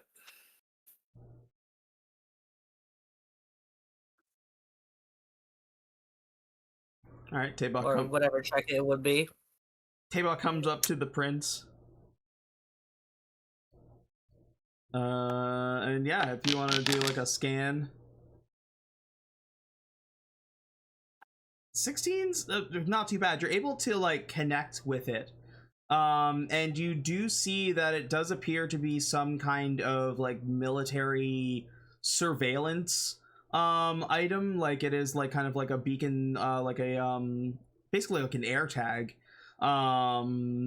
where it's probably broadcasting your location right now. It is like any data that it can retrieve from the ship, like with like off the network and everything like that, it is taking it and sending it somewhere. And it does have a protocol in it where if anybody touches it or moves it in a certain way without it being deactivated by the person who activated it, it will explode.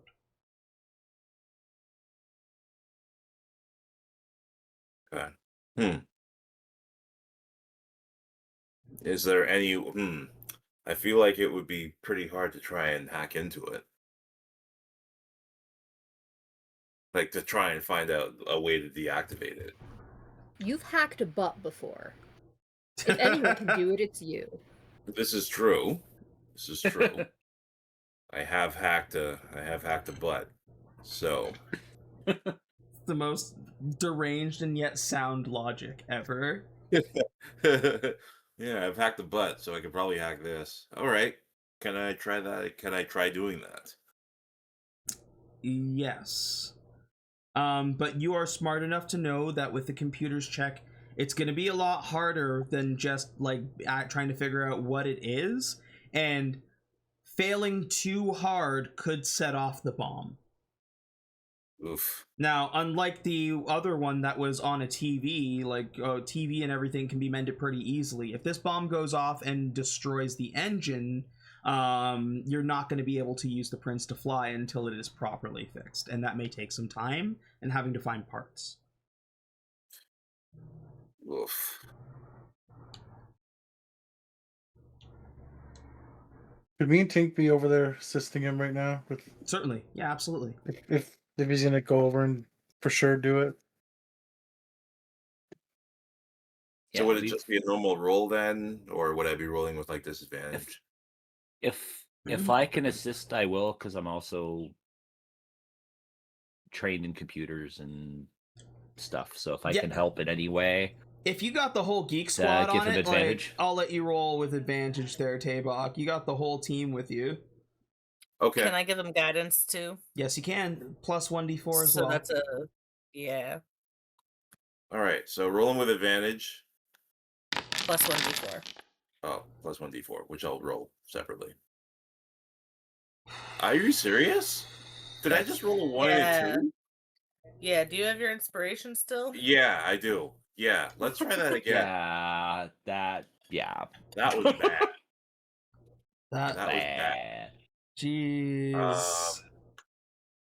I also forgot. Well, The oh, dice the dice don't want to see you make it tonight. no. I forgot. I also forgot to add a D4 to that roll. So it would, I mean, roll a d4 if you want, but I would still Okay, no, probably use I'm the just gonna- inspiration. I'm just gonna use the inspiration and then re-roll with Yeah. Yeah. Let's. Mother 1, 2, Mother 3, fucker. 4. It's counting. I mean, if enough crazy. people use inspiration, it should get to 20, right? Eventually, that's how it works. That's insane. Wow. I'll give my Wow. inspiration to The- re-roll that. The dice really want a certain story to be told right now. Zap is giving up his inspiration to you to reroll. Okay.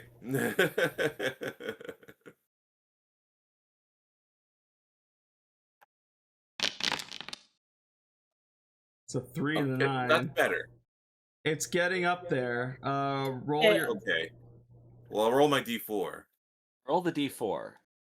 That one's not terrible. What were you gonna So say, 19. JJ? I was also gonna say roll the d4. Yeah. 19 doesn't set off the bomb.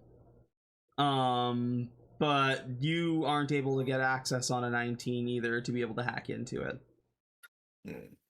Okay. Whatever, whoever created, whatever military entity created this bomb, had fail safes in place in case somebody tried to take it over.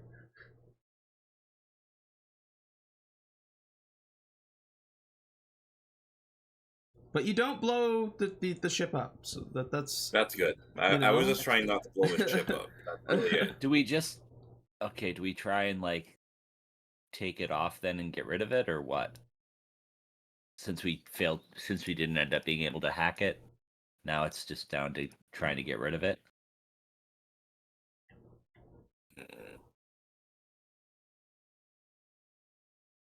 Well, Because I have a stupid and wonderful idea for for that. I have an idea. I have Graham Charm of Dimension Door. I could Dimension Door up to 3 times. We could remove it, I Dimension Door it into space, and just zoop back down to the ship.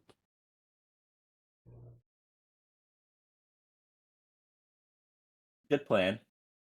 that's ambitious. One, how look, long does it take to dimension door? And 2, DM, approximately how long did it take for it to blow up in my hand? Because you did say that there was a period of it heating up first. The moment you separated it from the surface that it was on, it blew up. Okay, because I remember Okay, you so that describing it as it heating up in my hand and glowing first, so I wasn't sure how long that process was. Fair enough. It's a couple seconds in that time frame, but the process started the moment you pulled it off. Yeah, You wouldn't have enough time to Dimension Door there and back in that amount of time. You wouldn't have you wouldn't have had enough time to take more than one step before it actually detonated. Okay. So here's my So yeah, probably not that then. here's Good my only- terrible and wonderful idea based on JJ's new Grand Charm acquisition. JJ, eat it.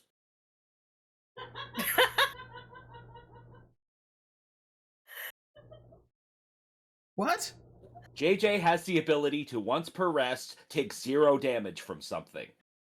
JJ, eat it. It's attached to metal, though, right?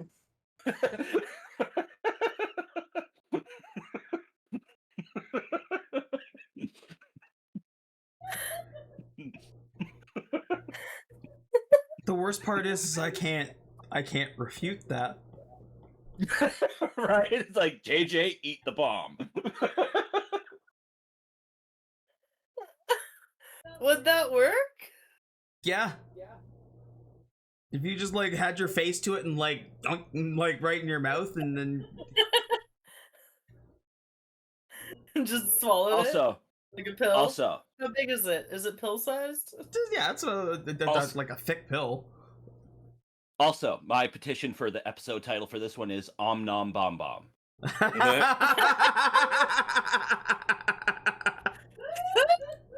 Your wish Or- is granted. Yeah. I was I gonna will say. eat the bomb. I was Given gonna say that, I someone guess I put a have mustard to. bomb. I'm gonna take a big gulp of water. Like I'm about to swallow like a giant pill. I don't know why, but I have been imagining it to be about the size of a Tide Pod. Smaller than that, like That the size of a button. So like The entire time, I have just been imagining this glowing Tide Pod. JJ's doing the Tide Pod challenge. Yeah, extra dangerous.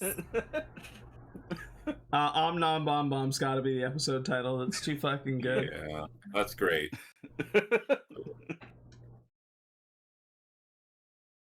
So, being unable to hack the bomb, they get JJ, regular human guy. And Squelch says, JJ, eat the bomb. Eat the bomb. Just eat it. Okay.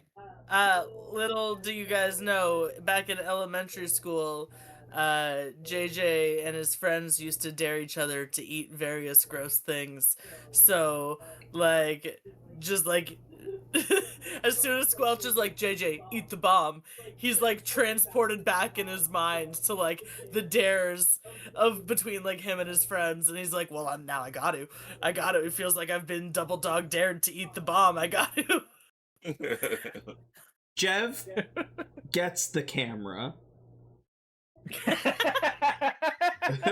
Yes, Jeff. Jeff's gonna post it on Live Leak. Hi, I'm Jev. This is the crew of the Crown Prince, and this is Jackass. This is the eat the void bomb trick.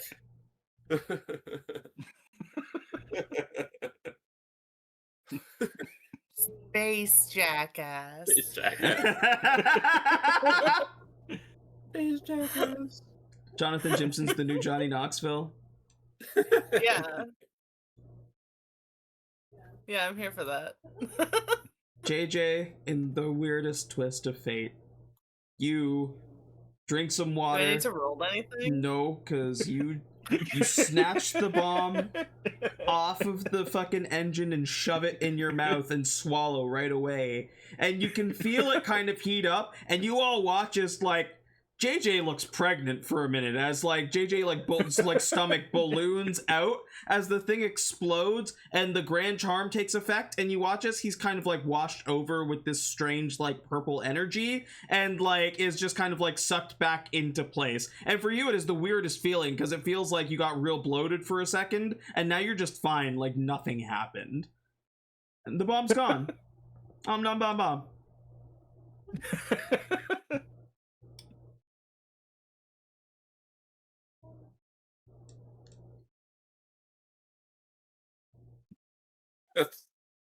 That's amazing. It's I the love it. strangest disposal of one of my plot devices ever. Jev is going to show this video to Aelita later, and she's directly going to think that this is a birthday gift for her. And she's going to be so happy.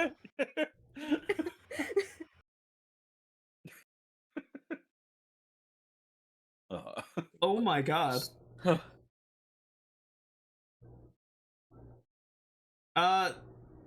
You don't scouring the ship. You guys don't find any other of these buttons. You only find one on each ship.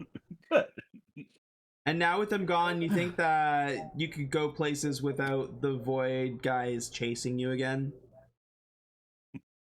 which is good. Excellent. But also, It's also good we didn't find another one because I can only do that once per long rest. and watching JJ Short try or would long be rest. fucking hilarious. Oh, hey guys, I found another bomb. I know how to get rid of it. Fucking eats it and wakes up in a fucking vat.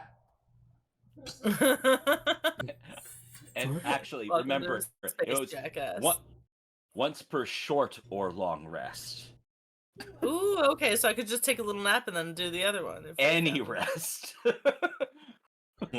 Yeah, like fucking JJ, like even though like you're now thinking about Jackass from Earth, and it's like with this power we could make a lot of money. I could. Wait. Aelita doesn't need to be the only star on the ship.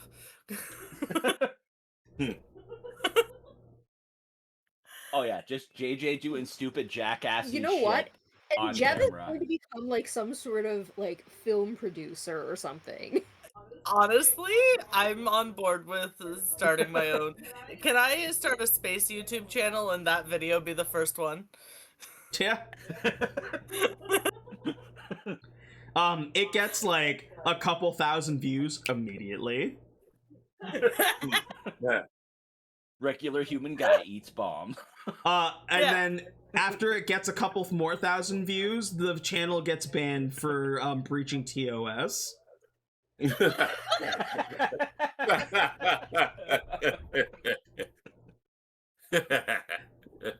What part of it breached the TOS? The potential self-harm of eating a bomb. Okay, fair. Oh, yeah, fair. Are there any other... Can we shop it around to, like, studios? Fucking get it on the dark web. Wait, Yeah. we know an entertainment lawyer. You We do do. know an entertainment lawyer. That's true. Where can we sell this? Oh god. You know a Somebody guy. they posted on Space TikTok, and Can we it's reach out cool to numbers him? there. You know a guy in Grixio. You happen to know a guy in Grixio. And we do have to go to Grixio for a mission. Not the one we're working on right now, though. But So you can add that to the list of things you want to do. Reach out to Davis Wells. I think okay, I think Eat the Bomb has got to be one of my top 3 RPG decisions of all time. yeah, that was like that I've made. yeah. Brian, A did I butterfly effect moment. Like did- you just did I already say 5 points on your points card? Because if not, fucking do that. not for eating the bomb. No, that's I'll that take was it. that was brilliant and stunned me in a way that I did not think I could be stunned. Eat the bomb, JJ, you regular human guy. Yep. All right, in my notes, I now have reach out to Davis Wells about Space Jackass. I'm surprised the probe didn't come shooting out.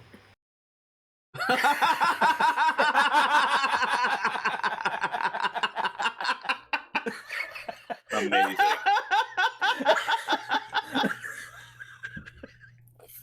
Amazing. I'm fucking That's- wheezing here. That's- Oh no. The probe. Oh, Aelita, also take 5 points on your points cards. I'm fucking crying over here. That's too funny. Oh my god. Oh my god, I've never Oh. laughed myself into my asthma starting to bug me. The That session's... does raise an important question, though.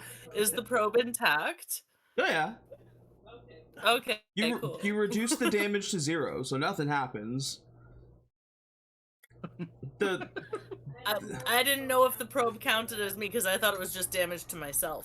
I the didn't know if it would. the boom was comical effect more than anything. Excellent. Okay. You just It's basically not like glitching out inside of me. you just turned into a cartoon for a second, like a living cartoon, just like Beautiful.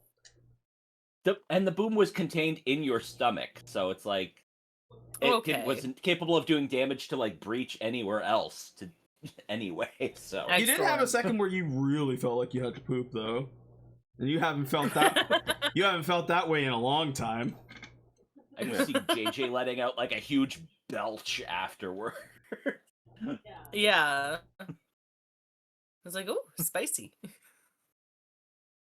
What? Yeah, the scene from end the cap ma- of that. Ooh, The scene from The spicy. Mask. Yeah, I was just about to Scene say from The that. Mask. That literally happened in The Mask. Yeah. That's a spicy meatball. Fucking Jesus Christ. It was so nutty. This game's insane. Grand Charms are Yes. game changers because you guys do it's over the top until you do goofy shit like that, and I'm like, yeah, it's fucking perfect. Yeah. Eat The the bomb. absolutely unhinged shit that this party does sometimes. Yeah. And now, I fucking love it. my question is, you said this was like a half a day's journey. So I assume we're also resting on this journey. Did we do this before or after the resting portion of this journey? Because that I'll let honestly you decide, because truly, like, it's a more of a flavor thing at this point. You do have the half a day's travel, and that's if you're going straight to Morin. Like, again, like, you still have a chance to do preparation. Most of you have heat resistance, but like Zap doesn't. Zap doesn't have one of those special forks. He didn't, do the challenge or anything like that. Oh yeah, Zap, you need to get heat resistance because Morin's very hot. Oh. Or just that Yeah. Squinkies too. Well, have we taken off already? Oh wait, yeah, we have. Yeah, 'cause that's you're- why we're doing this. Yeah. No, don't mind me.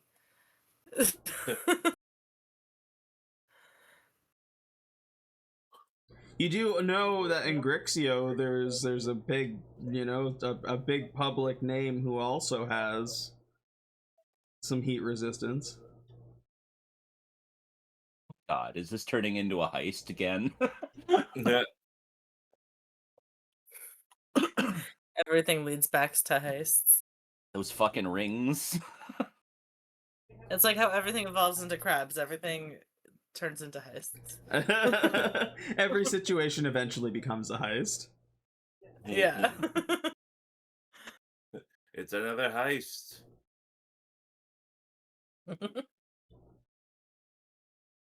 Yeah, like you could double back and go back to Squengies.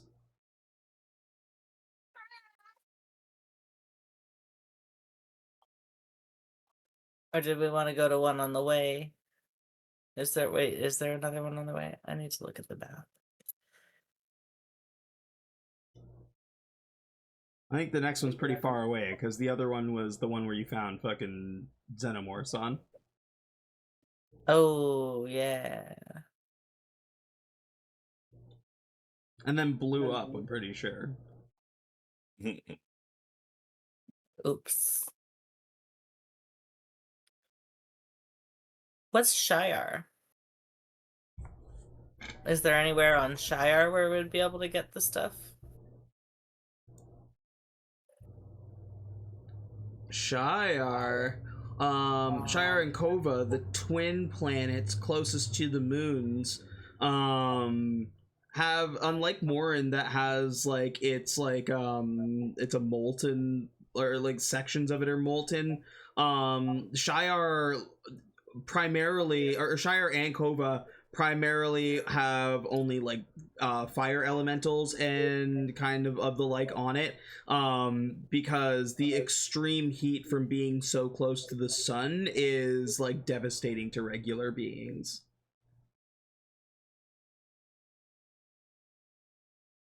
So we should not go there then. No. Good to know. No, we can't go there. We will cook. You might cook. Well, maybe if we haven't gotten very far from Squingies, it makes sense to just go back.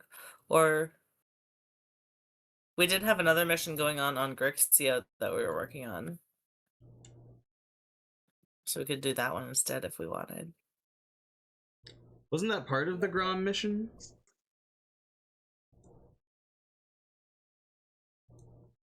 Oh, maybe. Yeah, You're Yeah, he was researching his cohorts from Grixio. because his one cohort is a DJ there.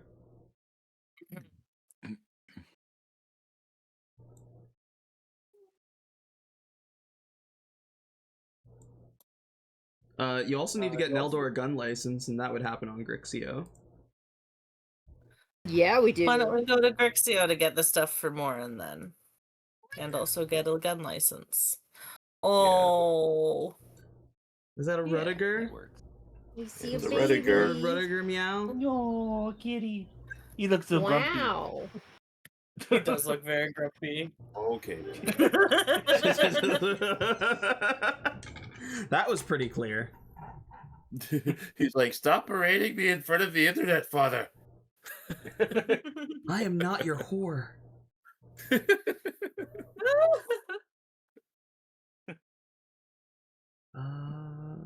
Going back to Grixio. Grixio.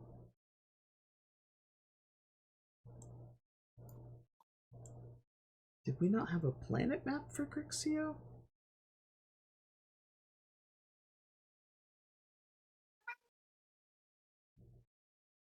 No, I guess not, because you kind of you it was all like roleplay stuff. You didn't really need a map for it, did you?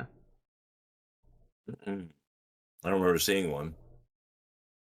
Yeah, you got like into like shenanigans on Grixio. You didn't really need to know where to go. Okay. Well, heading to Grixio is still like it's about the same distance as Morin. If you are deviating from that and kind of dipping off, you'll be pretty close to it by now. And flying back and landing in a spaceport, do you reach out to Davis right away or anybody on Grixio? I definitely send Davis a message and send him my video and say, hey, you're in the entertainment business. I posted this on YouTube, but they didn't like it. How can I get this out to the people that would enjoy it? Do you call him or do you send him like a message? I'm gonna call him. Okay. He's like, JJ, how you doing? I just got your tape here. Did you always know you could do that, or? Just kind of happened, but I want to see what else I could do with it. Okay. Don't post it anywhere else online. Let's arrange to meet up for lunch. Do you have some time tomorrow? Are you sticking around Grixio for a bit? Yeah, we got a few things we're doing on the planet. I could definitely do that. Okay, I'm working with a client right now. But oh, sorry for interrupting. No, it's fine, man. I'm always glad to hear from you. How's Aelita doing? Oh, she's great. She's dealing with some stuff, but like she just had her birthday, which is fun. But yeah. Okay, cool. You guys are docked at the spaceport? Are you still in that frog? We've got a frog on a bigger ship now. Oh, cool. I mean, that's pretty recognizable. Yeah, I'll send a car, or call me tomorrow. Let me know what is a good time for you tomorrow, and I'll send a car to pick you up. Oh, are you sending Stanley? I can send Stanley if you want, yeah. Ooh, we love Stanley. Yeah, he'd be happy to see. Is it just you coming? Like, is Aelita, your whole gang? Like, I can make sure that I send something with enough space for everyone. Who wants to come with me? I feel like Jev should definitely come with. Yeah, as like your I assume videographer. I assume at this point Aelita is awake. And she'd be like, I want to come. I want to see Stanley. Yeah, Aelita definitely wants to come just to see Stanley. Does anyone else want to come meet Stanley and Davis? And maybe talk about Space Jackass? Aelita having just woken up. Ooh, me! Like, what's Space Jackass? What? What's happening? Jeff shows the video, and Aelita is so happy. Like, it is so amazing. It's like yeah, you bring as many people as you want. I'll send like a shuttle so that we can get everybody. I'll send Stanley. He'll be looking forward to seeing you guys as well. And expect a courier tonight. Maybe I'll send a little something for Alita's birthday as well. But I gotta fly. I will talk to you later, and I look forward to seeing you guys. And he kind of like says, Oh, "Ciao," gives you fantastic. like a peace sign, and hangs up the phone. Fantastic. You get I a love that guy. you get a text in your group chat with Stanley, like that's just like a bunch of like exclamation marks and happy faces. I love that we have a group chat with him so much. We send so many cat memes.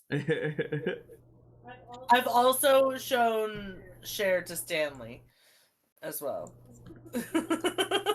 Stanley knew about Cher. That's fair. And you have your arrangement. It's a not for right now, but you will be able to link up with Davis Wells and talk about your potential movie show.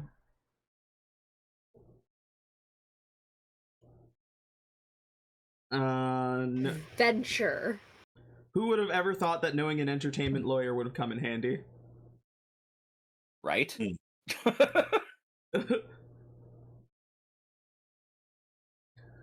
And you're now here on the planet. You have a lot of stuff that you want to do, a lot of research that you want to do, and you have the opportunity to do some things before you go back to Morin and tackle that, on top of like trying to find heat resistance for Zap. I think this might be a good time to go into downtime. It's been a bit. I'm gonna have to make a new thing because I can't remember if I've got a 6-player downtime or not. Oh, I do! God, I'm good.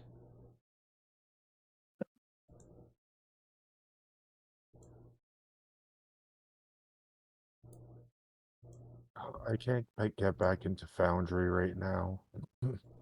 Why gotta be like that, Zap? You're breaking my balls. I'm sorry. I'm kidding around, buddy. It's okay. Honestly, we're like we can start doing the downtime rolls if we want, but like I think this is like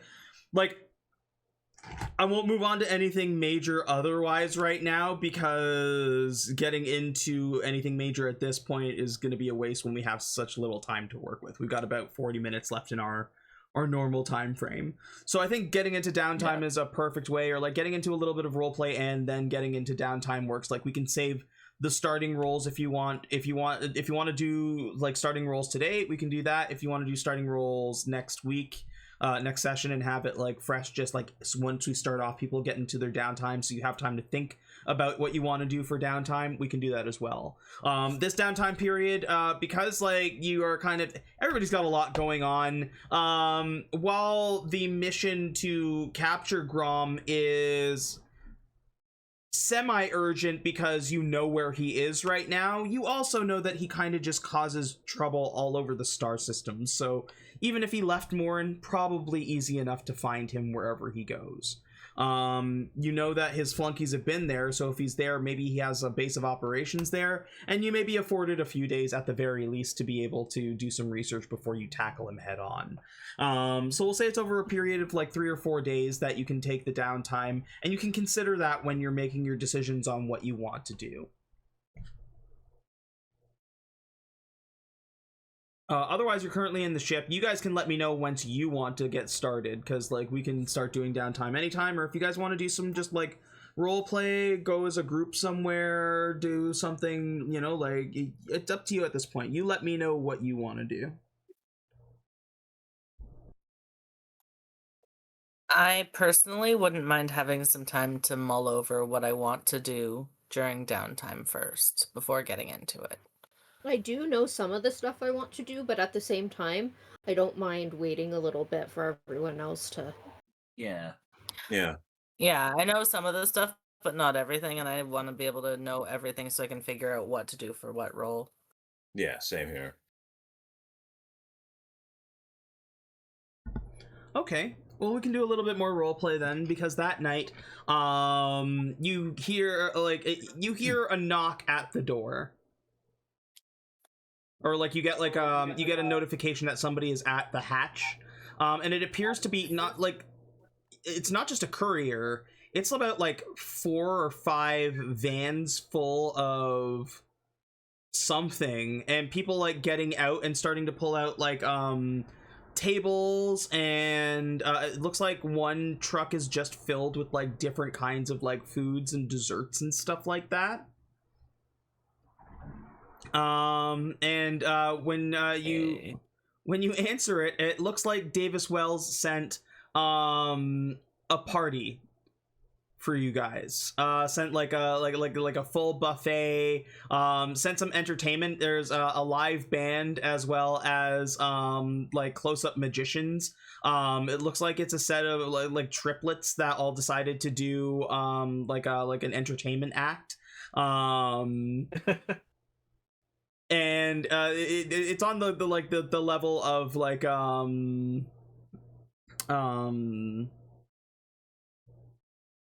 kind of like the Three Stooges, but like Three Stooges if they were magicians.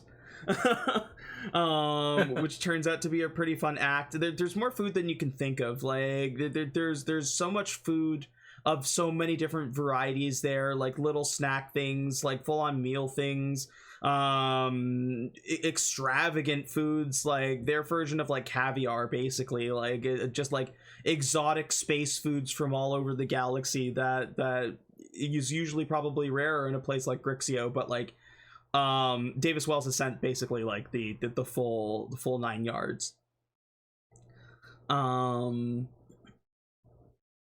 And you can take some time and enjoy this celebration that has been put forth for you. The band has a good repertoire of songs from all over the place, and recognizing a human in this like group of people, they do start playing like some like classic rock and like fucking like pop songs and stuff like that they know. I'm assuming are there also some drinks happening and like some boozy drinks flowing? Okay, so every time an Earth song comes on, like the more like as the night goes on, each time like JJ slips more into like the classic white girl being like,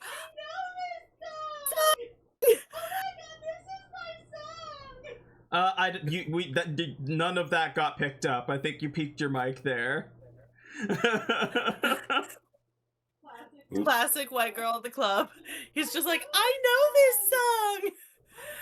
This is my song. But like also his like Wisconsin accent starts coming out too more and more throughout the night. Oh yeah, this is my song.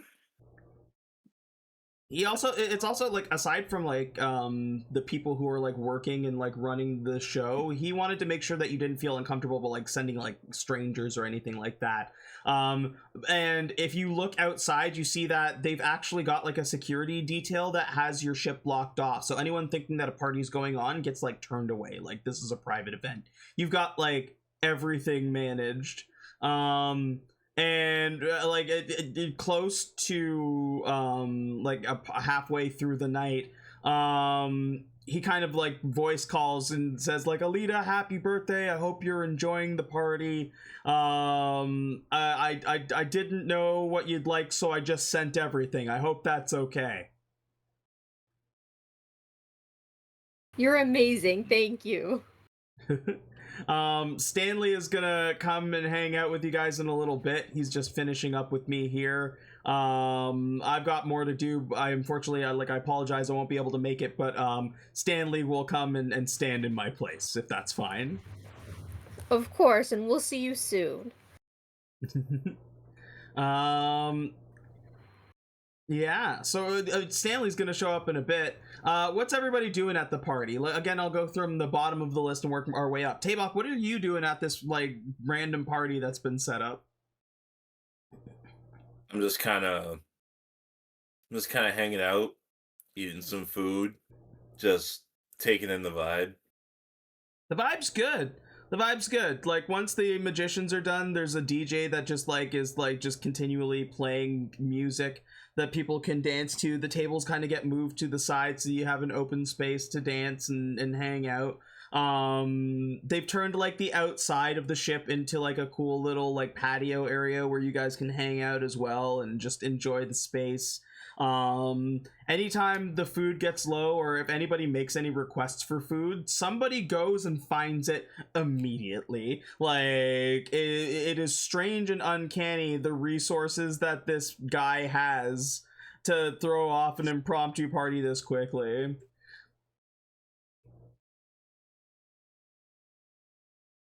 Nice. Tabok's just groove into Fantastic. whatever the DJ's playing, just going like, yeah.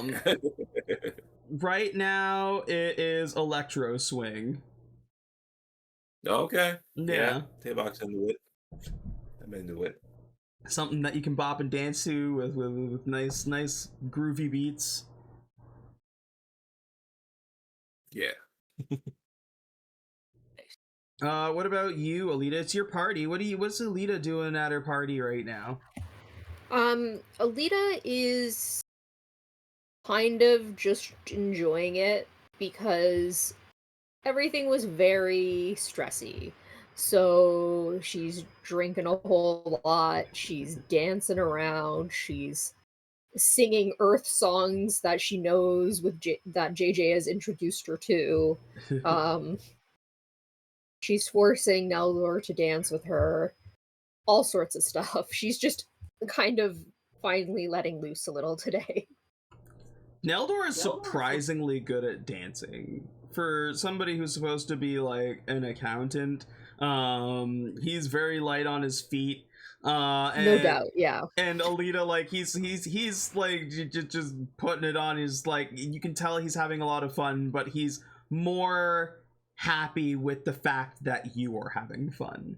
And just like the energy he's giving off is almost electric.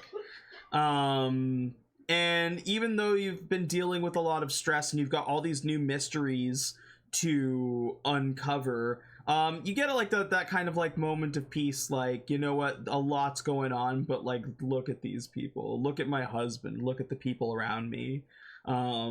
We'll figure it out. And as you start to calm and that kind of crosses your mind, the crown starts to shimmer again.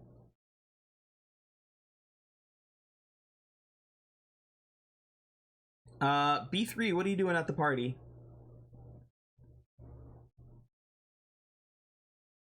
He'd be going around dancing and he's smoking cigars and he's drinking. You know, we don't know if it works. He's still doing it anyways, and he's just socializing, celebrating. Like, you know, like maybe they should be looking around for the bounty hunters that were chasing him and stuff. But he's taking a second to, you know, unwind the gears. You're smoking a stogie and you step out into like the patio area while everybody's dancing on this like quickly made dance floor outside. And as you're smoking the stogie, you see one of the servers are kind of like off to the side and they're smoking something out of some strange like space pipe contraction. You watch B3 does meth. They draw in a deep they draw in a deep breath and they blow out like what appears to be pink smoke but forms into like little teensy tiny pink bubbles that expand into larger bubbles and float off into the sky, and they smell like bubble gum.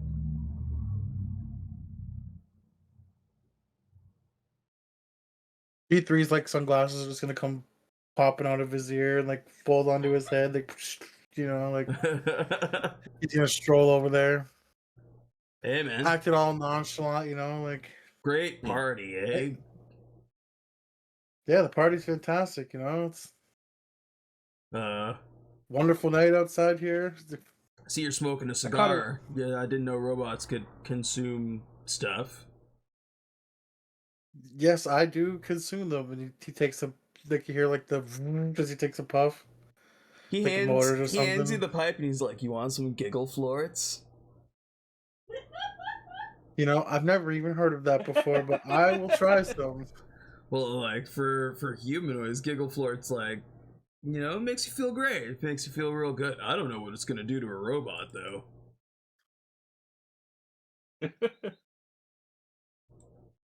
Yeah, you'll see him take. You take a hit of the glibble florps. You take a hit of the giggle florts, and the bubbles that you blow out aren't pink, but you inhale, and when you inhale, the little bit of like vapor in your mouth is pink, but when you blow it out, it turns like an electric blue. Yeah, it's like staticking, like.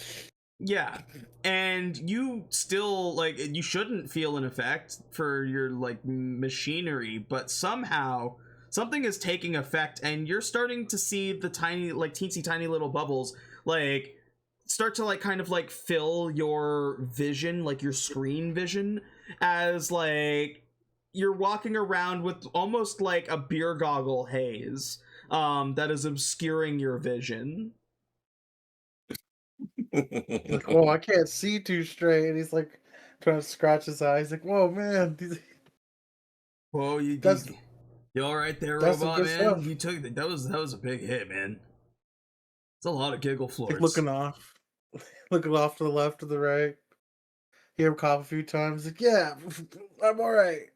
How you like it? Like messing with his eyes. Other than my eyes breaking, that was pretty good. Yeah, that'll pass. That'll pass. That happens to breathing people too. But I've never seen blue bubbles coming out. They're usually always pink.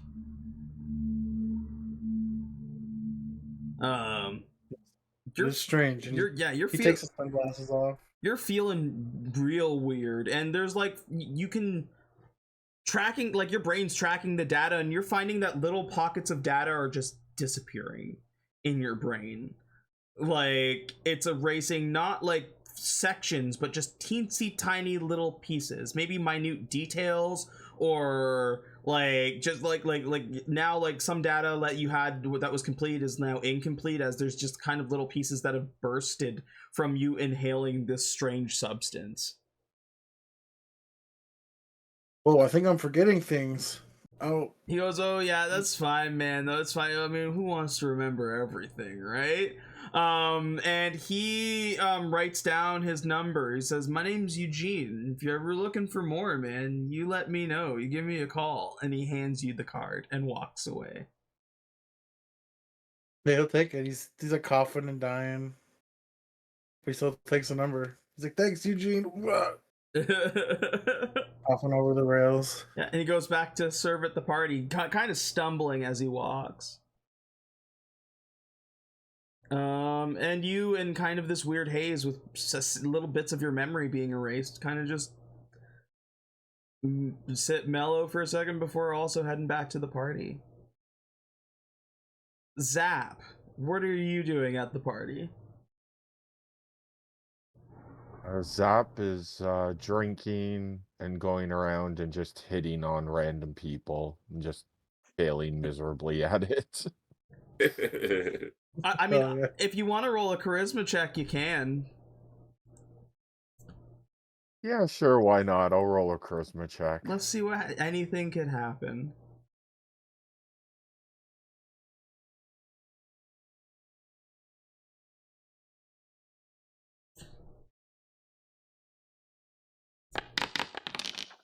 Get the fuck out of here! Oh my god. Get the fuck out of here! Yo! Thomas the Tank Engine.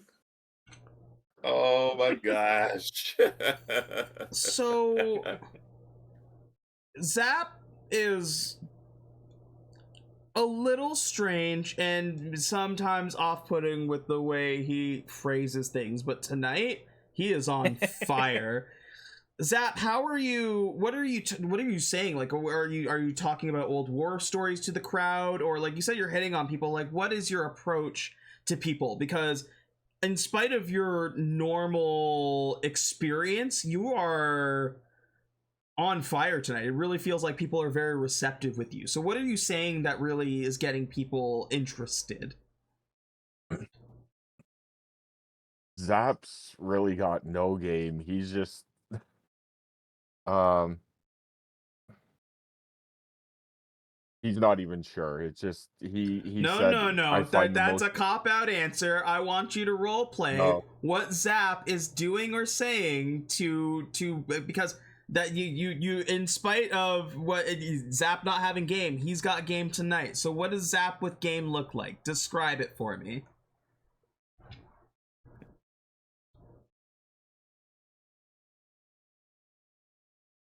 I guess his off-putting nature, he just he starts talking about he starts talking about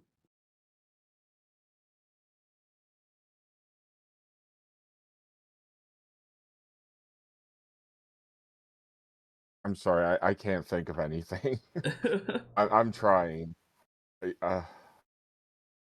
So I'm gonna put you on the spot sometimes. If you want this guy to be a character, he's gotta be a character. Can't just be like, I oh, know. I don't know. No. He's very charismatic tonight.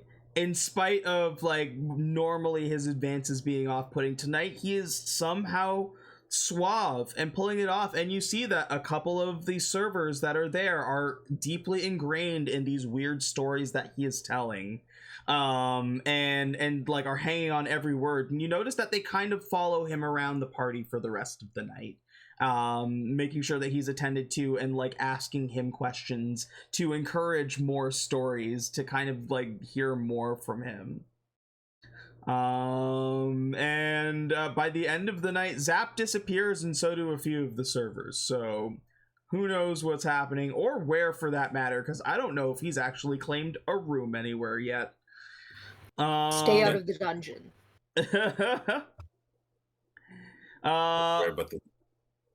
JJ, what are you doing at the party? JJ's got a 19 charisma score, so he is a bit of a social butterfly. Fabulous and wonderful as he is. So he's spending the night kind of going around and like talking with everybody. I imagine that at some point during the end, like probably like mid party, JJ and Aelita have both had a few drinks. They're like in the bathroom together braiding each other's hair. And like maybe crying a little bit, but like also like hyping each other up. Like just having like a classic heart to heart in the girls' bathroom, even though like he's not a girl, he's still one of the girls. We all know it. Neldor, and yeah, we're as Neldor was kind of apprehensive of the relationship you and Aelita had before. I think he's beginning to realize that you are just one of the girls, and that like you're harmless, like you are Alita's friend. And he backs off. I was gonna say, like, one of the people that JJ like probably is gonna approach like during the night is Neldor as well, and be like, man, I've always looked up to you, you're so wonderful. Alita's one of my best friends, like, but like you're like, come braid our hair too. And like they're like in a train of like hair braiding. Yeah. I think this is the event where you make amends with Neldor, and he really does say like, I thought you were just kind of like moving in on my wife, and I'm not about that. Oh God, no! I'm looking for my alien lover. But like truly, especially over the past few weeks, I've seen you guys getting on, and I get it now. I get it. You should come get pedicures with us. Well, okay. It's like, what are pedicures gonna cost? You know what? It's Alita's birthday. Don't answer that question. Don't worry about it. We got it. Let's go. Pedicures on me. Amazing.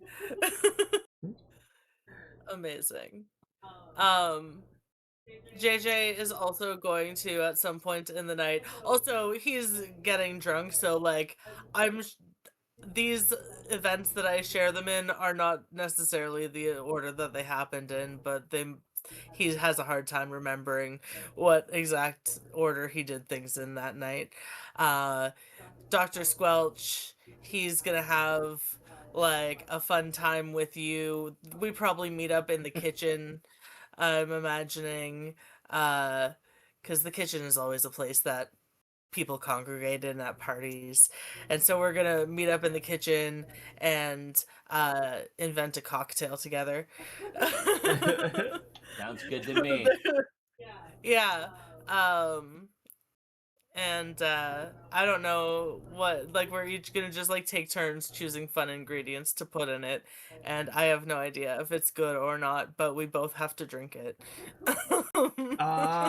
Let's roll. I guess I'll I'll get you. make some good shit. I guess I'll get you both to roll science, unless you roll, like brewers or cooking utensils. There's turmeric. Let's see. There's always turmeric. I am specifically trained in brewer supplies. You could, instead of science, you could go brewer supplies if you wanted to.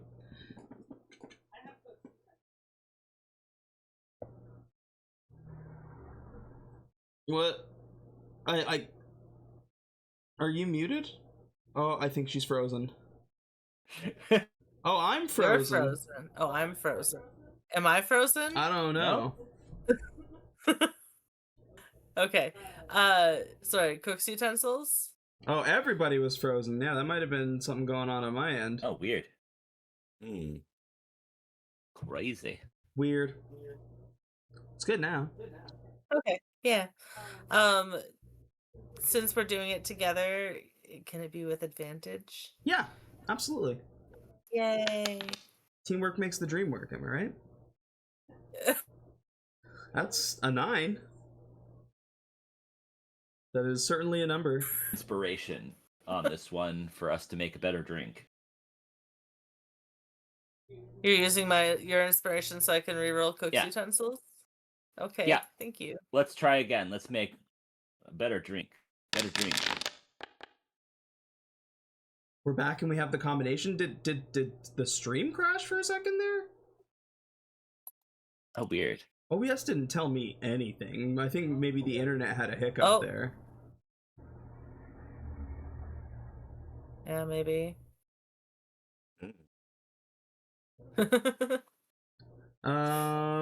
That's a 19. I appreciate the Spaceballs quote. That's a 19. That is much better. Excellent. And then we just need a brewer's or a science roll from Squelch.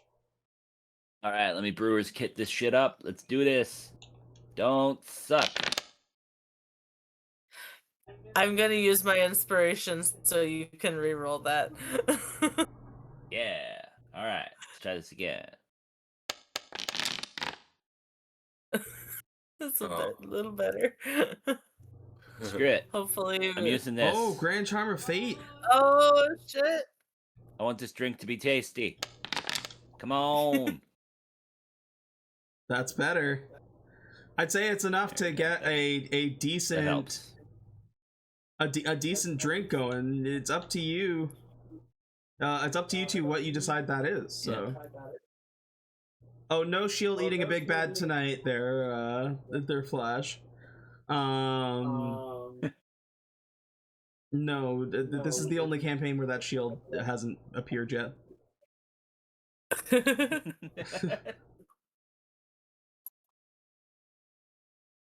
Now I'm curious.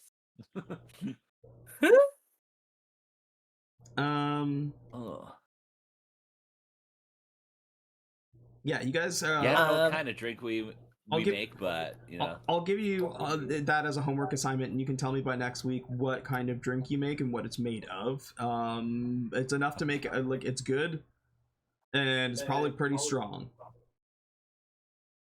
Excellent. I also want a fun name. With Tabok, I'm gonna have a good heart-to-heart about thanking him for probing my butt. Or for for hacking my butt probe. Sorry. Butt probe. Yeah, I've hacking my got butt probe. I've got an idea. We need to work on. It should be purple, I think, because of Yeah. and it should be themed after the explosive bomb button thing. It should be a play on that, because the button was purple, wasn't it? Or the light. Yeah, the glow was purple. Also, yeah, it should definitely be a thing on one of the ingredients is definitely edible glitter, so it's very shimmery. Oh yeah, it's it should be a play on a void bomb or something like that, like an Irish car bomb, like a Jaeger bomb. Yeah, but so it's like a drink that we put another drink into. And then it what if it was like a red drink purple that we put? Yeah, what if it was like a shot of red that we drop into a blue drink and then it turns purple as it mixes and it's all glittery? And then it gets purple and glittery, or something. Yeah, that'd be cool. I can get behind that. Yeah, and it tastes like the moonbeam. We made it after Aelita as well for her birthday, since it was her birthday celebration. Yeah. So it tastes like moonbeam. So it's got like a hazelnut flavor to it. It's Yeah. turmeric in it. But so because it's got turmeric, it's also good for you, is JJ's reasoning, because he's tipsy. Okay. You could call it like a void. Om nom bomb bomb. Void moon. Bomb bomb. Void. That's what we could call the drink. Explosion.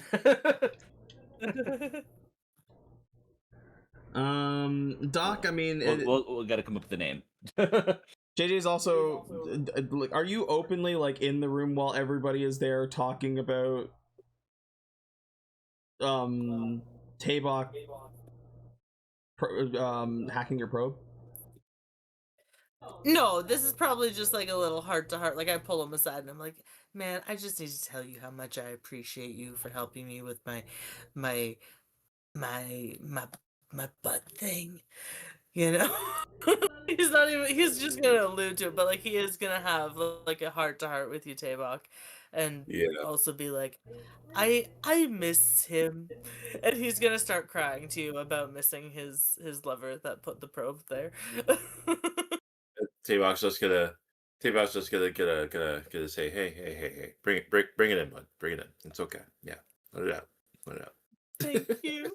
Thank you. So essentially, JJ has just gotten white girl wasted, is what he's doing at the party.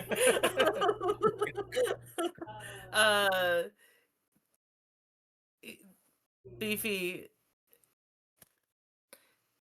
do we run into each other before or after you smoke the what was it called? Giggle farts. Giggle farts. Probably after, I would assume. Did you have any with you still, or did you just get the guy's number? You see his eyes that are normally blue, they're pink, staticking. Yeah. His name was Eugene. I didn't get none of that stuff. Oh, Didn't okay. hold in his head. Are you feeling okay? How is I'm starting to forget. You? I never normally forget stuff, but tonight I smoked this stuff and I started forgetting. Oh. It was quite odd. It was being deleted from my system. Oh dear. Well. Yes, quite. Do you feel okay? Feel a better now. Do you want to come dance with me? Yeah. He put his glasses, shoot back on. He stumbled a little bit. Excellent. And we're gonna fucking break it down on the dance floor together. JJ's gonna do the Macarena. B3's doing the robot. He's just Do every song. The DJ sees you doing the Macarena and mixes it into the track and transitions to it. This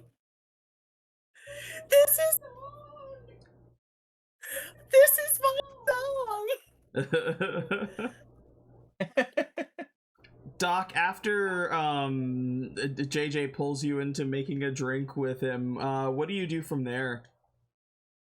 I would have probably been spending a lot of time around like the food tables, trying and sampling all the different like cuisines and stuff for like my own inspiration, and broaden my cooking horizons and enjoy all the tastes and textures, and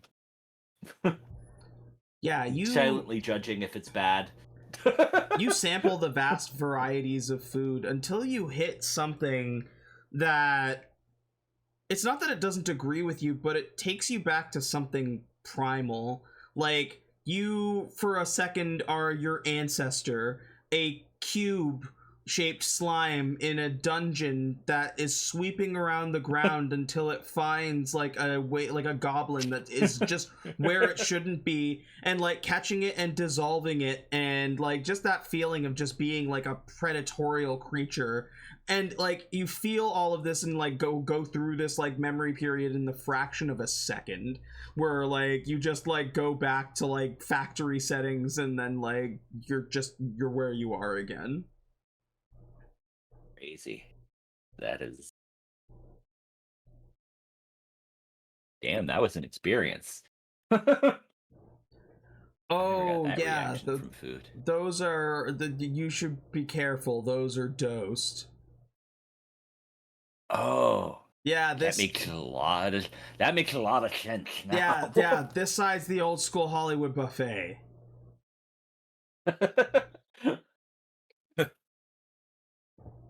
Yeah, be careful with those. Those are those will show you things that you never thought you'd see.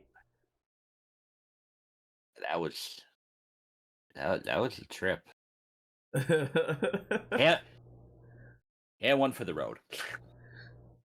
The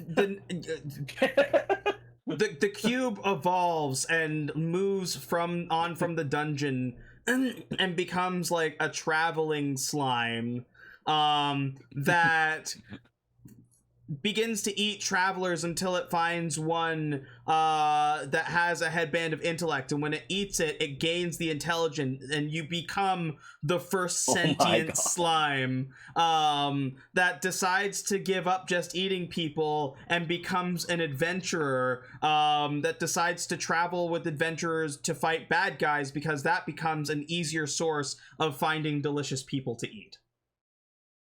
And then that checks out. Once again, you're back in your body instead of one of your ancestors. Like, oh my god, that was like the originator of my speakeasy. Yeah.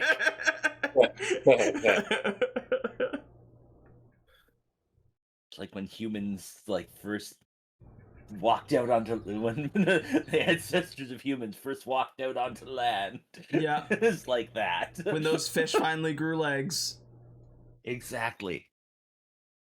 That was amazing. But yeah, I don't want to go too heavy into the drugs.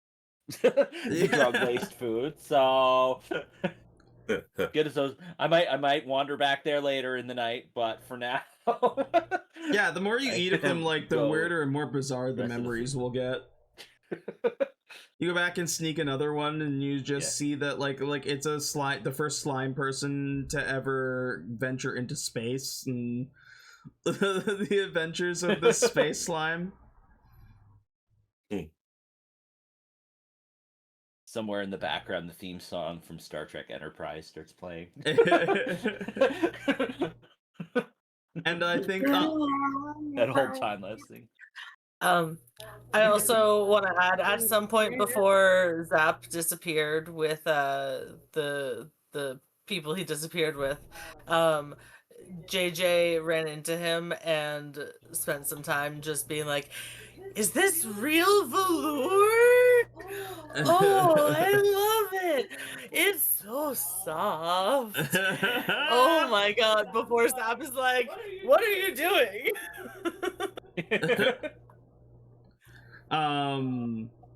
Not all of them are like humanoids. One of them is like it's actually like a blue-haired, blue-skinned creature with like 3 different heads that all talk at the same time.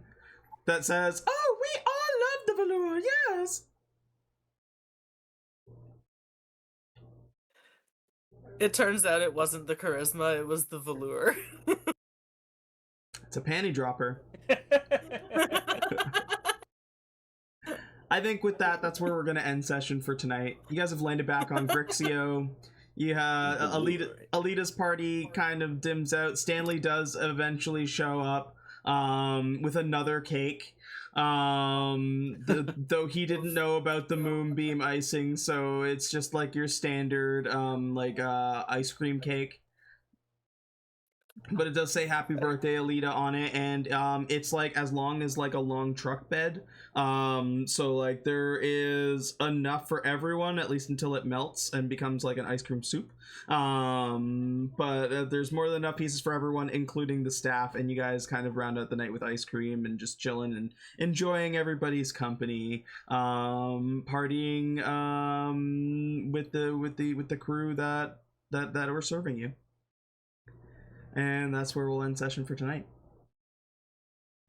Thanks everybody who tuned in. We love every single one of you. We hope you have a wonderful day, afternoon, or evening, wherever you are. And as always, power of the players. We'll be back on Wednesday for more Moldy Crow. Yeah. Let's call it another 10 points on your points cards tonight. That was a fun. That was a lot of fun role play, and what the hell, you know, it's Aelita's birthday, so it's a celebration. Yeah. Yeah.